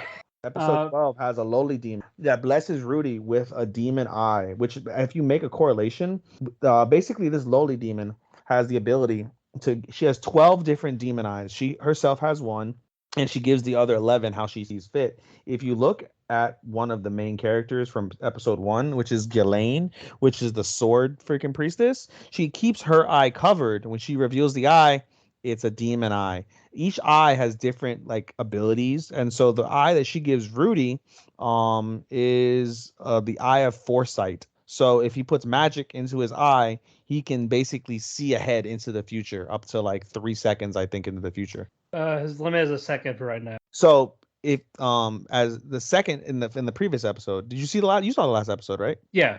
Yeah, so he says if he focuses his mana into the eye, he can extend it up to 3 seconds. Yeah, but without that, it's just a second. Yeah, without a second. Yeah, without mana, it just naturally is a second. And so basically the episode, so it's interesting because we're 2 episodes in, and the episode focuses on Rudy getting the eye and trying to get ahead. The next episode, which is the one that came out on Sunday, it focuses on Roxy. Yeah, it focuses on Roxy, which, by the way, the show comes out on Sunday, and so the end of Core 1 shows them coming to the port city and Roxy herself coming into the port city. And throughout the first episode, we basically see Roxy and Rudy. They wonder about each other and they miss each other and they keep missing each other. Yeah. One's going one way, one's going the other way. One doesn't realize one's passing. One doesn't realize. And then you find out how that came to be. And in this last episode, we find out and we see how it comes to be. And basically, Roxy is in a party with 2 of Paul's former party mates. One is a what is that, like a dwarf? A dwarf. One's a dwarf who's really powerful and a skilled person. But he's also a drunk. Yeah, he's also a drunk, and she's with an elf. And the elf is a horny whore. Yeah, like She basically, is yeah. a She sleeps her way to get information. she loves dick. She loves sex. She loves it. Yeah. And she's even open to trying to show Roxy her side. And she's like, why don't you join me? And And Roxy canceled the orgy with her icicle spears. she basically cock blocked an orgy and blew up the room that she was basically getting gangbanged in. It was Yeah.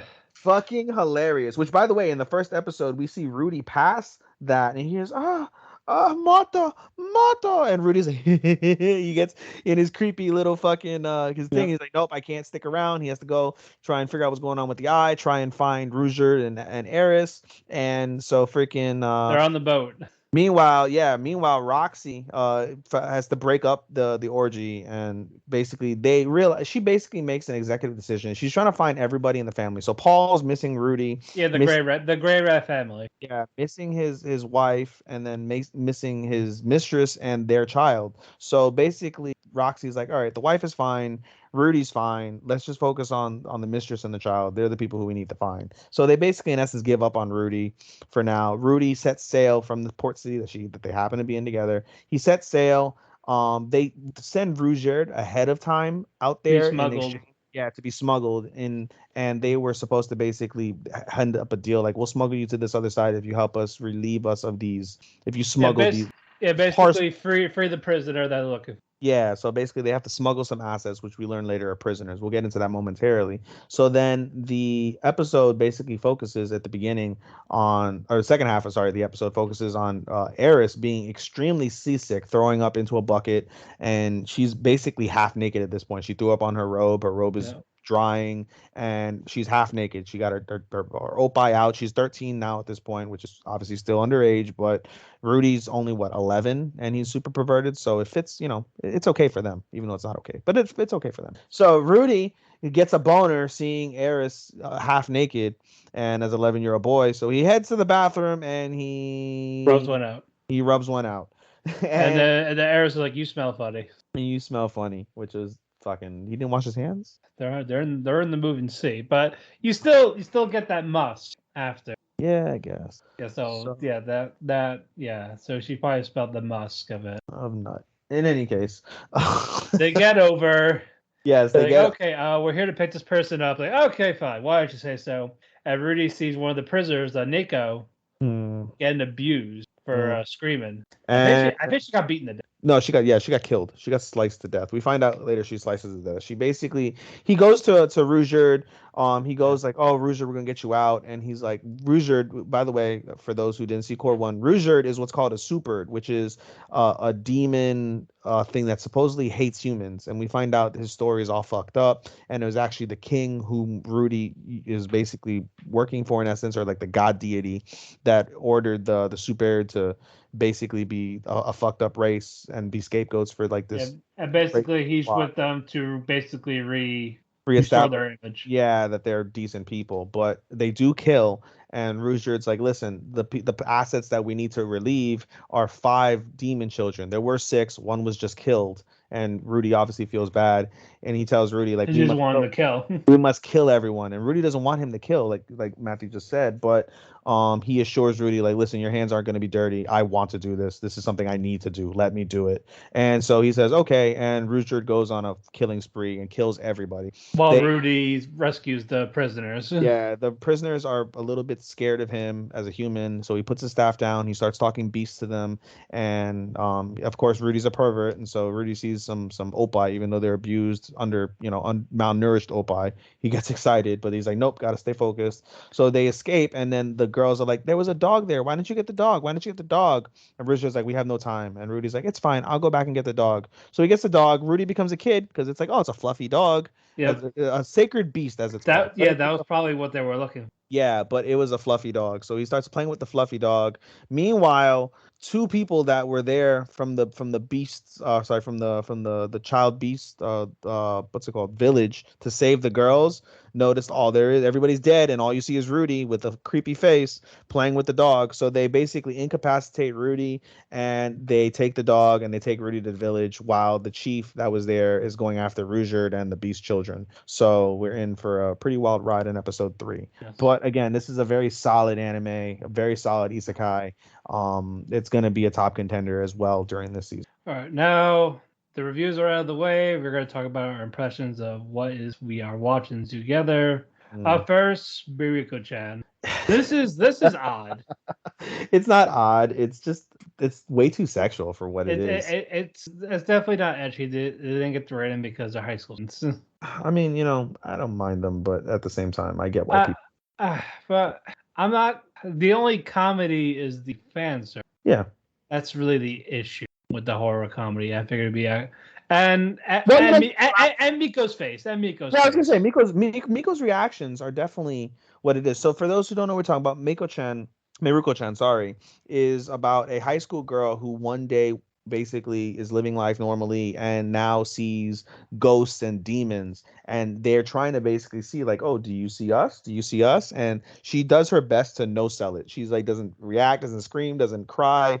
Externally, she's just like, nope, everything's cool. But internally, she's freaking the fuck out. She's like, oh my God, I can see these demons. Oh my God, it's touching me. Oh my God, it's touching her. Oh my God, oh my God, oh my God, oh my God. She's freaking the fuck out. So again, the comedy is in her reaction, but the story is extremely sexual. Like there's a high emphasis on the sexual portions, whether it's seeing underwear, whether it's close-ups on camel toes, whether it's close-up on titties where you can see through bras and they're naked at times. Yeah, mostly Hana. Yeah, and they show like, well, they also show Mieruko like in the very first episode. They show her, they show her bent over like twice. Yeah, they saw her bent over. They show her pulling her panties down to pee, that shocked me. Like that, you don't really see that. Thank God you don't hear or see her or Shiko, which means pee in Japanese. You don't see her or Shiko, but just the principle of like an animation of a girl taking her panties off, and she's a high school girl. Definitely was like, wow.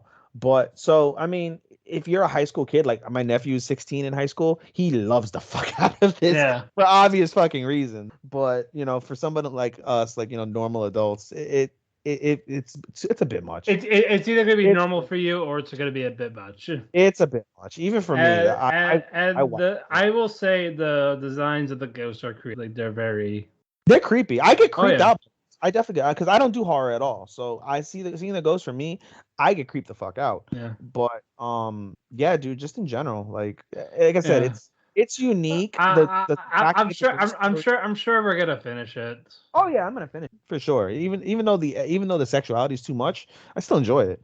But it's just it's just too much, dude. It's way too much. Not even an ecchi where like you get a story and it just happens to be sexual. Like this is a horror comedy with extremely like NSFW stuff. Like, outside of like seeing like fucking oppa, like bear oppa and manko.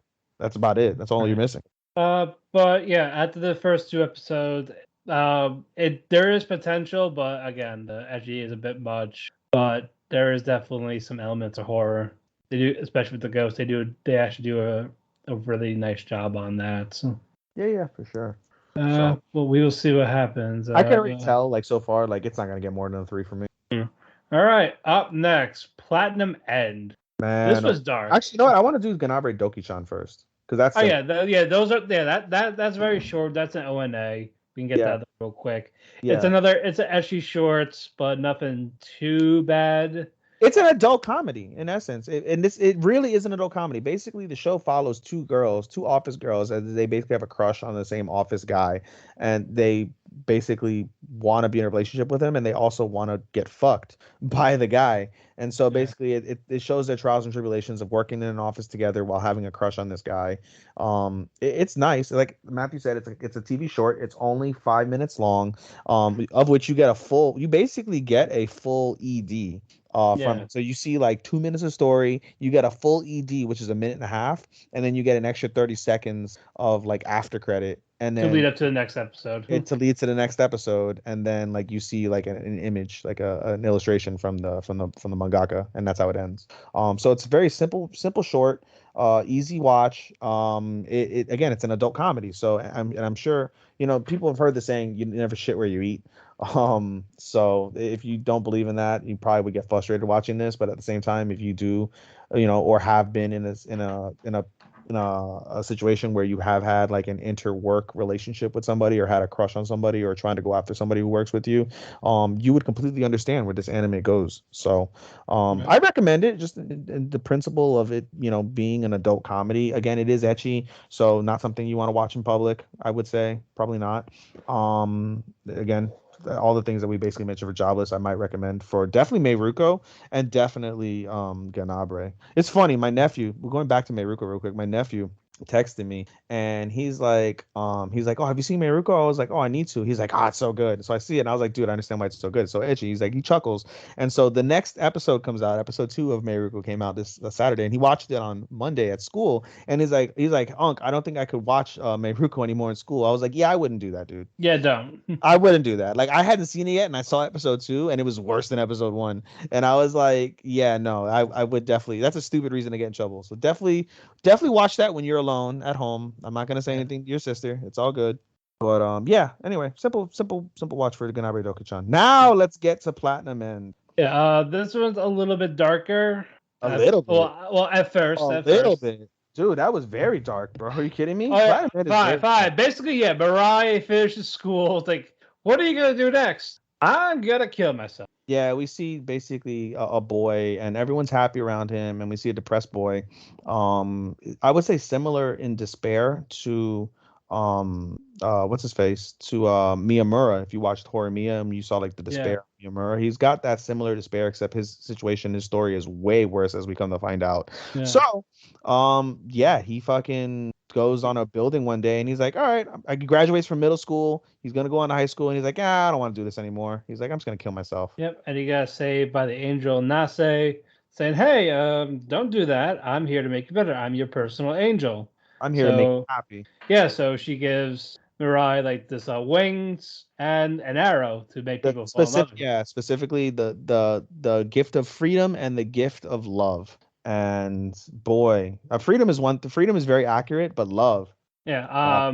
But yeah, basically, and then Nase drops the bombshell saying, "Oh yeah, by the way, your aunt and uncle killed your parents." Yeah, we come to find out that Mirai's family was killed in an explosion, and he was basically adopted by his aunt and uncle, who abused the fuck out of him. Even the kids do. And even their kids abused him too, and that basically led him to despair. So while they're happy, enjoying life, he's like Harry Potter, or like the what's the face? But a little worse. Like, he's actually suicidal. Yeah. Yeah, and he's like in a cupboard by himself, like dirty and fucking beat up. But he's become suicidal. He wants to kill himself, and that's where the genesis of his depression comes in. And so, like Matt said, she drops the bombshell that like, hey, your family was fucking killed by your aunt and uncle. Like, oh, you don't believe me? Come, let's find out. Oh, sorry. Yeah. So she's like, hey, use the arrow to make the aunt confess what happened. So he does that when he gets home, like while the aunt's like falling in love with him, creepy enough. And then she admits, yes, we killed, like we didn't want to, like it was the uncle's idea for the money, the insurance money. And then the uncle comes like, hey, why the fuck are you saying this? Yeah. Then they start fighting. The aunt gets beat up, and then you see the aunt kill herself. No, specifically, fucking Mirai is like, you should just fucking die. Not fucking, but she's like, you should die. And she's like, well, if you insist. And she slices her fucking throat open. And the uncle freaks out, and then you cut to like a week later. No, so basically he has this revelation, and I thought that was very, very powerful. One of the things that Mirai said is, I only come to those who basically have lost the will to live. That's when I come into play. And she's what's called a special grade angel. There's grade 1, grade 2, and special grade. So she's a special grade angel. That's why she's able to bestow these powers onto him. And so basically Mirai has a flashback to his life before the explosion happened, and everything that's happened subsequently afterwards. And he has like a revelation about the power of love and the power of freedom. And he mentioned like, like my family wanted me to live. I was living before. I can live again. It was just a very powerful moment where, you know, the suicidal kid realizes like life isn't as bad as, you know, how he thinks, and even though he's got a fucked up hand in life, you know, he still has the ability to make the most of his life, and that he should keep on living. And that's when Nase officially says, like, listen, I'm going to be your personal angel, you know, I'm here to help you, like, you know, be happy. And So then, by the way, yeah, by the way, so basically it cuts to a week later, and Mirai is dead broke, living in a a hotel because of hotel. the arrow. Yeah, and she's like, "Oh," he's like, "I want money," and she's like, "Well, you can, you know, just, you know, with your wings, you're faster than anything. You just steal And whatever you you want. and you could also kill your uncle. Yeah, you can kill your uncle and get his insurance money since they killed your family. He's not needed, right?" And Mirai's like, "What the fuck? Like, why would I kill somebody? Like, killing and stealing wouldn't make me happy. Like, that's not how I want him to Like, die." well, you're gonna have to kill. Yeah, and she's like, "Oh," and he's like, "Oh, like I don't want him to slit his throat." Like, "Oh no, no, you don't have to do that. Here's a white arrow." Like, so basically, the red arrow, he gets an arrow power. So the red arrow makes people fall in love with people. If he shoots somebody with a white arrow, it's instant death. They feel nothing. They don't suffer. It's just fucking death. That's it. And he's like, "Oh my God, why would I want to do that?" And she's like, "Oh my God, I completely forgot to tell you. By the way, because I bestowed these powers on you, you are now the 13th candidate. There are 12 other candidates. Sorry, the 13th candidate to replace God. There is no God currently, and there are 12 other candidates that are vying to become God. So you're gonna have to fight to this. Yeah, you're gonna eventually meet these guys, and we get a preview of one of them fucking, and he's like a justice warrior. He basically goes to like a pimp that's like fucking in his limo, and he kills the pimp in the limo. So yeah, it's pretty wild. And by the way, we get the revelation, and I kind of believe in this. I don't know. I'm not religious, but at the same time, I'm Catholic, so I do believe in heaven and hell. She mentions like, listen, there's a hell, but there's no devils. The devils are what's inside of humans' hearts, and I felt that. I was like, wow. It makes a lot of fucking sense. But yeah, in Yeah, any case, yeah. We also said we wouldn't be reviewing. at this point, we're really just this is our thoughts, so we're doing reviews in I know, essence. but it's gonna be like, oh, we can't split these episodes again. I mean, we could. Sean's No, we're not doing that. We can't keep doing it. I mean, dude, when you really think about it, as we go along in the season, we're watching at least 15 different anime, dude. They're all gonna be long. I'm sorry. I know, like we're probably gonna have to cut our reviews short. I don't know if we can. That's why I don't mind the double episodes. Although, you know, once we're back to a normal schedule, double episodes, we're trying to basically get our feet under us, ladies and gentlemen. For now, the double episodes don't mind because, as you know, we've been taking individual breaks for life reasons, so it's okay. But obviously, we don't want to make you guys listen to 2 episodes back to back, and at the same time, we don't want to basically hound you out for 3 hours in terms of anime. I think you guys have other things to do other than watch this. So we're probably going to cut down the spoiler part as much. Perhaps. And like not a whole we can't like fully recap the episodes. Yeah, I mean, all right. The point is, though, Platinum Man, really good. For those who don't know, Platinum Man is also made by the creators of Death Note. I haven't seen Death Note. I know you have, Matt. I know it's a highly acclaimed series with a kind of a disappointing end. So we'll see how Platinum End goes through. But Platinum End is definitely a really, really good series, and I'm very intrigued by it. Very dark. It's probably one of the darker animes of the season so far. It's just in one episode alone. It does come out on Fridays, if I'm not mistaken. So every Friday, if you want to check out Platinum it's Thursday. No, it's Friday. Oh, okay. It's Friday, yeah. Aquatope and Nexus are on Thursdays. Okay. So actually, it might be Thursday. No, you're right. I think it is Thursday. I'm sorry. No, you're right. It is Thursday. Yeah, it's Friday over there. Yeah, Otome and Faraway Paladin are Fridays. In any case. All right. But yeah, definitely good first impression. Very interesting. Yeah. Curious to see where it goes next. All right. Speaking of Faraway Paladin, let's talk about that next. It's weird, but I like it. It's definitely interesting. It is. There's no point really in reviewing this one because it's kind of unique. But long story short, Faraway Paladin basically follows a boy who's raised as a man by. Also, they don't have it listed. It is an isekai. Yeah, because he got reincarnated. He says, I'm keeping a seal. Basically, it's not really a review, but we can basically say that he's being brought up by 3 undead. The undead keep, the secrets of how they became undead, why they became undead, and how they are. Where's where he came from, but he's also keeping a secret from them, is that he retained his memories. It's not like Jobless where the guy has full recollection of his past. He has Our very main little. character it's foggy. It comes and goes. He just knows that he lived on Earth and he got reincarnated. And so we'll see how that plays out. But yeah, it's really unique in terms of the fact that you have these three undeads and they have like again religion, and the religion affects the undead in various ways. It's quite interesting. It remind you know what it reminded me of? I was trying to But make an idea. It reminded me of a more mature version of Somali. a little bit, A yeah. little bit. A Somali and the Forest Yeah. Spirit, for those who don't Yeah, know. but I think the OP kind of gave away that Mary Blood and Augustus don't come with him. Well, yeah, because he grows up and he has to go adventure on his Yeah, own. I'm I saying don't think they so die. yeah, either they die or he just goes on his own. I think he goes on his own. I think that's Yeah, what. well, hopefully. Like, Oh, I'm tired of just seeing people die. I I like mean, I, Blood. I I like their, like I Blood. like I the like family. Mary. Yeah, I like his family. Yeah, like they all teach him different things. So I always thought like Mary teaches him about the gods, Blood teaches him how to hunt, and Augustus teaches him magic And wisdom and history, yeah, and money. and money. So But it's really good. I'm very curious to see how it goes. And yeah, yeah, definitely the mystery of that is definitely interesting of what's going on. Like we don't know much about the world yet, so we're gonna find out yeah, what's actually going on. All indeed. right, speaking of Isekai, World Assassin.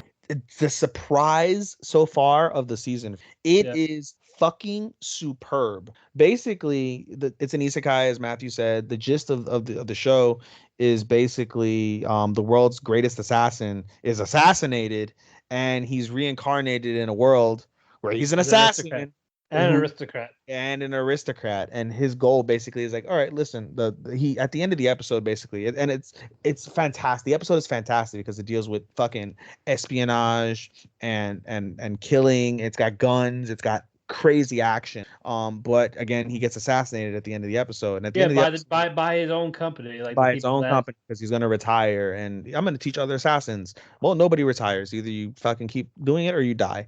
Yeah. So they kill him, and they killed. And not to mention the way they killed him. They blew up a plane with Yeah. everybody on board. And he was okay with it at first until after he dies. Like, I'm pissed. Yeah, it's like fuck these motherfuckers. They fucked me over after all I did for them. But yeah, like I said, like if they didn't do it, like if he got killed on his own, like he would have been fine with it. Yeah. Because that's the job. But the fact that they did it to him is what got him upset. Yeah. So basically, he's like, "Oh, am I dead?" And he basically sees a goddess, and the goddess is like, "Listen, hey, I'll give you two options. One, you can reincarnate, but you lose all sense of who you were as a child. You live a completely brand new life, no recollection of your life. Or B, you can keep all your recollection and reincarnate and be an assassin in a whole new world with magic and Yeah. and And then Luke was like, "All right, who do you want me to kill?" Basically, what's the catch? The catch is you want me to kill somebody, huh? She's like, "Oh, you already knew." He's like, I want you to kill the hero that will bring destruction to the world." And that's how the episode ends. Fucking, but like I said, it's absolutely fantastic. Oh my God, I can't. Yeah, this was a pleasant surprise. It was a pleasant surprise at how wonderful this is. I cannot wait. That show, episode 2 comes out tomorrow, I believe. Yeah. Along with the other one that you're not watching, Banished Hero. And I cannot fucking wait to see it, dude. I'm as excited as hell to see how they follow this up with episode 2. Just seeing some of the previews from the ED and stuff. Oh, fucking bloody wonderful. I cannot wait. It's gonna be one of the there's definitely some great stuff.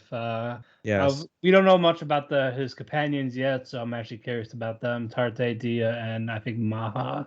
Well, yeah, he hasn't met them yet, so we'll give you guys a review on that next week or 2 weeks. Yeah, when we find out more about them. Stay tuned on that, but yeah, definitely fucking good. Alrighty. We have Senpai is annoying. Senpai is annoying. Oh, we're saving Takt for last. Okay. Yep. Okay, Senpai is annoying. It's our other rom-com of the season, a very strong contender for rom-com. Comey is by far the favorite. We'll see how Senpai. But as of right now, Senpai is annoying. Yeah, Senpai is Annoying is a really, really good show, by the way. But we'll see how Comey does. But for now, Senpai Annoying is the one that's debuted. Senpai is a tiny girl. I'm sorry, Kohai. The show basically focuses around the Kohai. The Kohai is Futaba. Futaba, yeah. Futaba. But in any case, yeah, it's funny. Futaba. Or Igarashi. We'll call her Futaba. Anyway, she's a little tiny girl. She's a salesperson. She's a second year salesperson. She's an adult, but she's really, really tiny. Like really, like she's child sized tiny. But she's an adult. And so she works in an office, and her senpai is this giant Harumi older of a Takeda. man. Yeah, Takeda senpai. Takeda is a humongous fucking giant dude. Like if anybody watches Japanese wrestling, he reminds me a little bit of Manabu Nakanishi. I got like Nakanishi vibes looking at him. I don't know why. Oh, it's Nakanishi. So he again, humongous dude, very burly, but he's a kind soul, but he like talks loud, you know, he treats Futaba like a child. And so the story basically follows them as their first sales trip, but as they go through these sales trip, they work together, they have errors and stuff. Futaba starts to realize like, oh, why do I like him? Why is he so kind to me? Like she starts basically realizing he's actually helpful. Yeah, and she basically realizes like, oh, I'm starting to have feelings for senpai, and so they basically the gist of episode 1 is they do everything with basically she fucked up. She fucked up on the order. Yeah, and then she eventually fixes it. Yeah, they have to fix it together. There's some stuff where they work together and some cute moments. And then after they secure everything and they make everything right, they go out drinking and Futaba gets fucking wasted. And she asks senpai like, like what do I mean to you, or do you like me? And she goes, yeah, of course I like you, and senpai is like, I think of you like a little sister. I just want to first I think I like you as like I wish I had a kid like. Yeah, she's like, I wish I had a kid like you. It's like when I think of my wife and I think of a wife and a kid, I want my kid to be like you. And that upsets Futaba. And she's like, why couldn't I be the wife? And then she passes out from alcohol. And it kind of makes senpai think a little bit like, oh, okay. Yeah. And then we get the best OP so far. Yeah, I think it might be the best OP. I mean, in terms of like actual like visuals of what they're doing, like how everything moves, the animation. Yeah, it's damn good. I mean, Jobless's OP song though was the best. Oh, the song is fantastic. But I was talking like actual visuals. Yeah, the visuals. Yeah. The actual visuals, I would agree with that. I would say. We didn't see one. Did we see one for Takt? I don't recall seeing one for Takt. Mieruko's. It's in episode 2. Mieruko's is cute. I haven't seen it yet, so I gotta see it. I haven't seen episode 2 yet on Takt, which we'll talk about momentarily. Yeah, Platinum's not bad. Platinum's not bad. Paladin's not. I think no, we didn't see one for Paladin. We didn't see an OP for Paladin. No, it's at the end though. Banished Hero wasn't terrible, I don't think. Mieruko is nice. 86 isn't bad. Mieruko's is nice. I like Mieruko's. But yeah, Tricorner is okay. Visual Prison is All right, let's get to our main events. Yes, the fucking Takt op.destiny. The visual marvel outside of Demon Slayer, the visual marvel of the season. Beautiful, like everything about it is just Madhouse Mappa. Steki sugoi desu. We're not gonna get fully into it. This is something you need to see for yourself. But it follows Takt and what's her?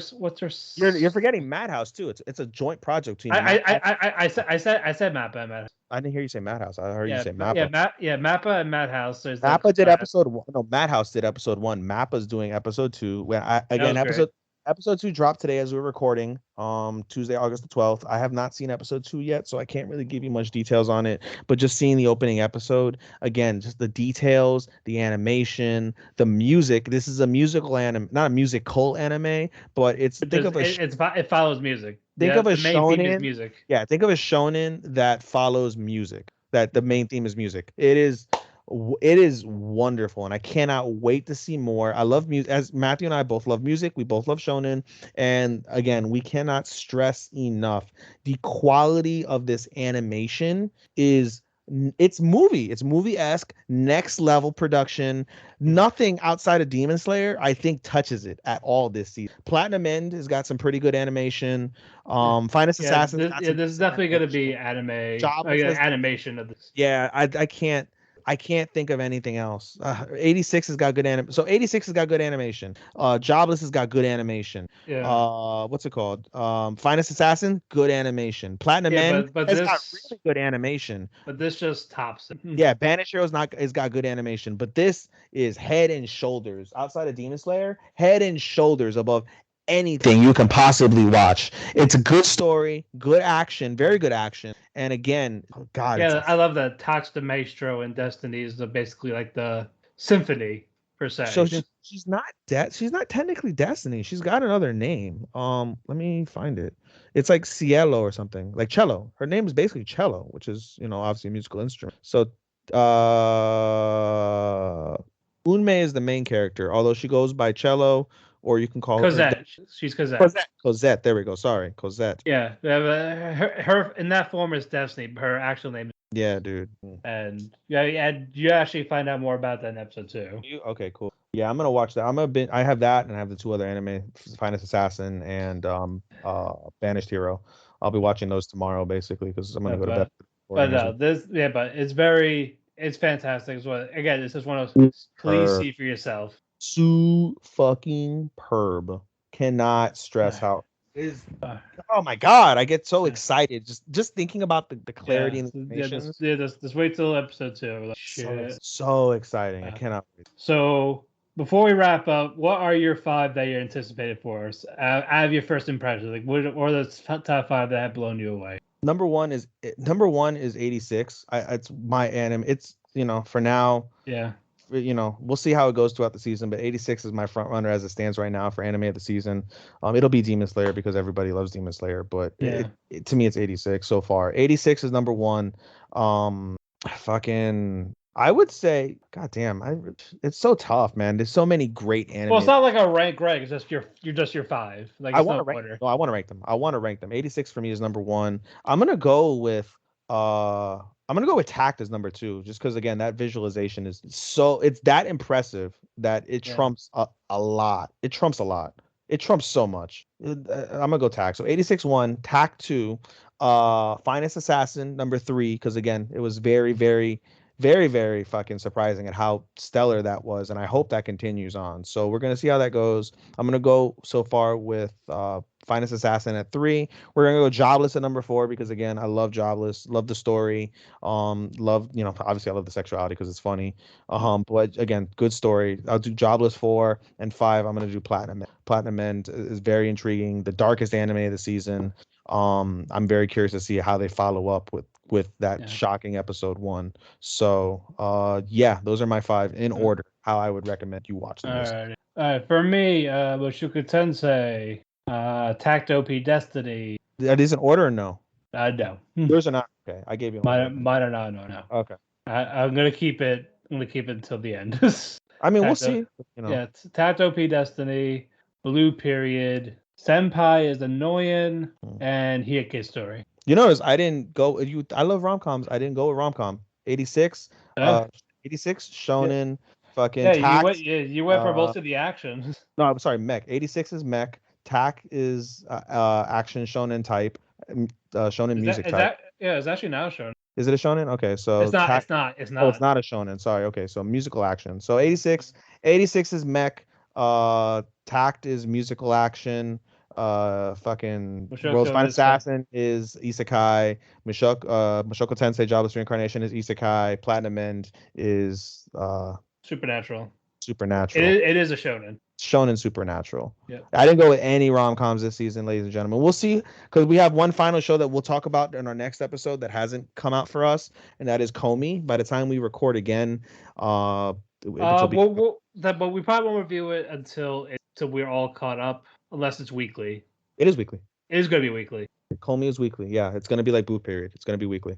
Okay, then we will talk about Komi when we come back. We'll talk about Komi when we come back. For those who didn't listen to last week or didn't hear us earlier, Matthew is going on a nice trip with his significant other to Iceland. And so I'm leaving in a few days. I'll be back on the 23rd, but we will record on the 27th.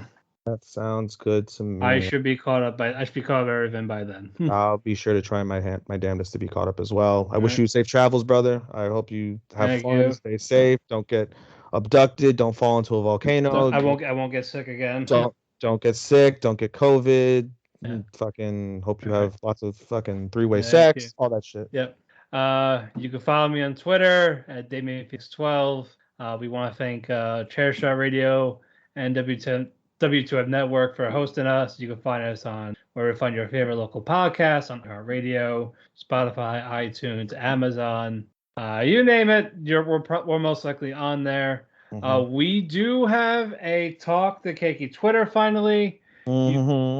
Yes, you can follow us at... Motherfucker forgot the Twitter handle. God damn. It's just at Talk to Keki. We currently have 9 followers. We are hoping to get more. Please follow us. You can find us at Eat the Cake Anime group on Facebook. Find us if you have heard of us on the show. Please let us know. We'd love to have you. Sometime next month, we are going to start our Keki Shop spin-off series. More info on that later. We will eventually look for applicants or people that want to participate. Ethan, your plugs. Yep, you can follow me at podcast.senpai for all my podcast related information. Shout out to the Orlando Tragics podcast and my boy B Ronan. Shout out to the MMA for Marks podcast with my boy Andy, where I talk crazy shit on Orlando Tragics and I talk combat sports with Andy. We have a new recording we're going to record on Friday, so I'm looking forward to hopefully maybe getting that out to you guys, even though we haven't gotten much out to you guys in a while. Hopefully that'll change. You can reach me on my anime Instagram at AI_anime24, I anime, which means love anime 24. You can also reach me at Twitter on SHOSTOPPA24. You can follow me on analyst.co at SHOSTOPPA249, Showstopper249. And again, you can follow us on our Talk to Keki Instagram at Talk to Keki, TalkThekeki. And I think that's it for me. Oh, one more piece of information.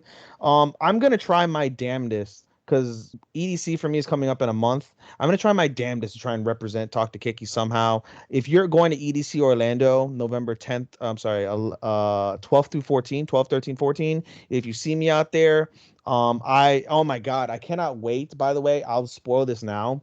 I'm doing a Tokyo Revengers what's it called, cosplay. I'm going as fucking Valhalla. I cannot wait to show you guys how that turns out. My boy is going as Mikey. We're gonna do like a whole anime theme, my whole crew. Like I know somebody's gonna go as something Naruto.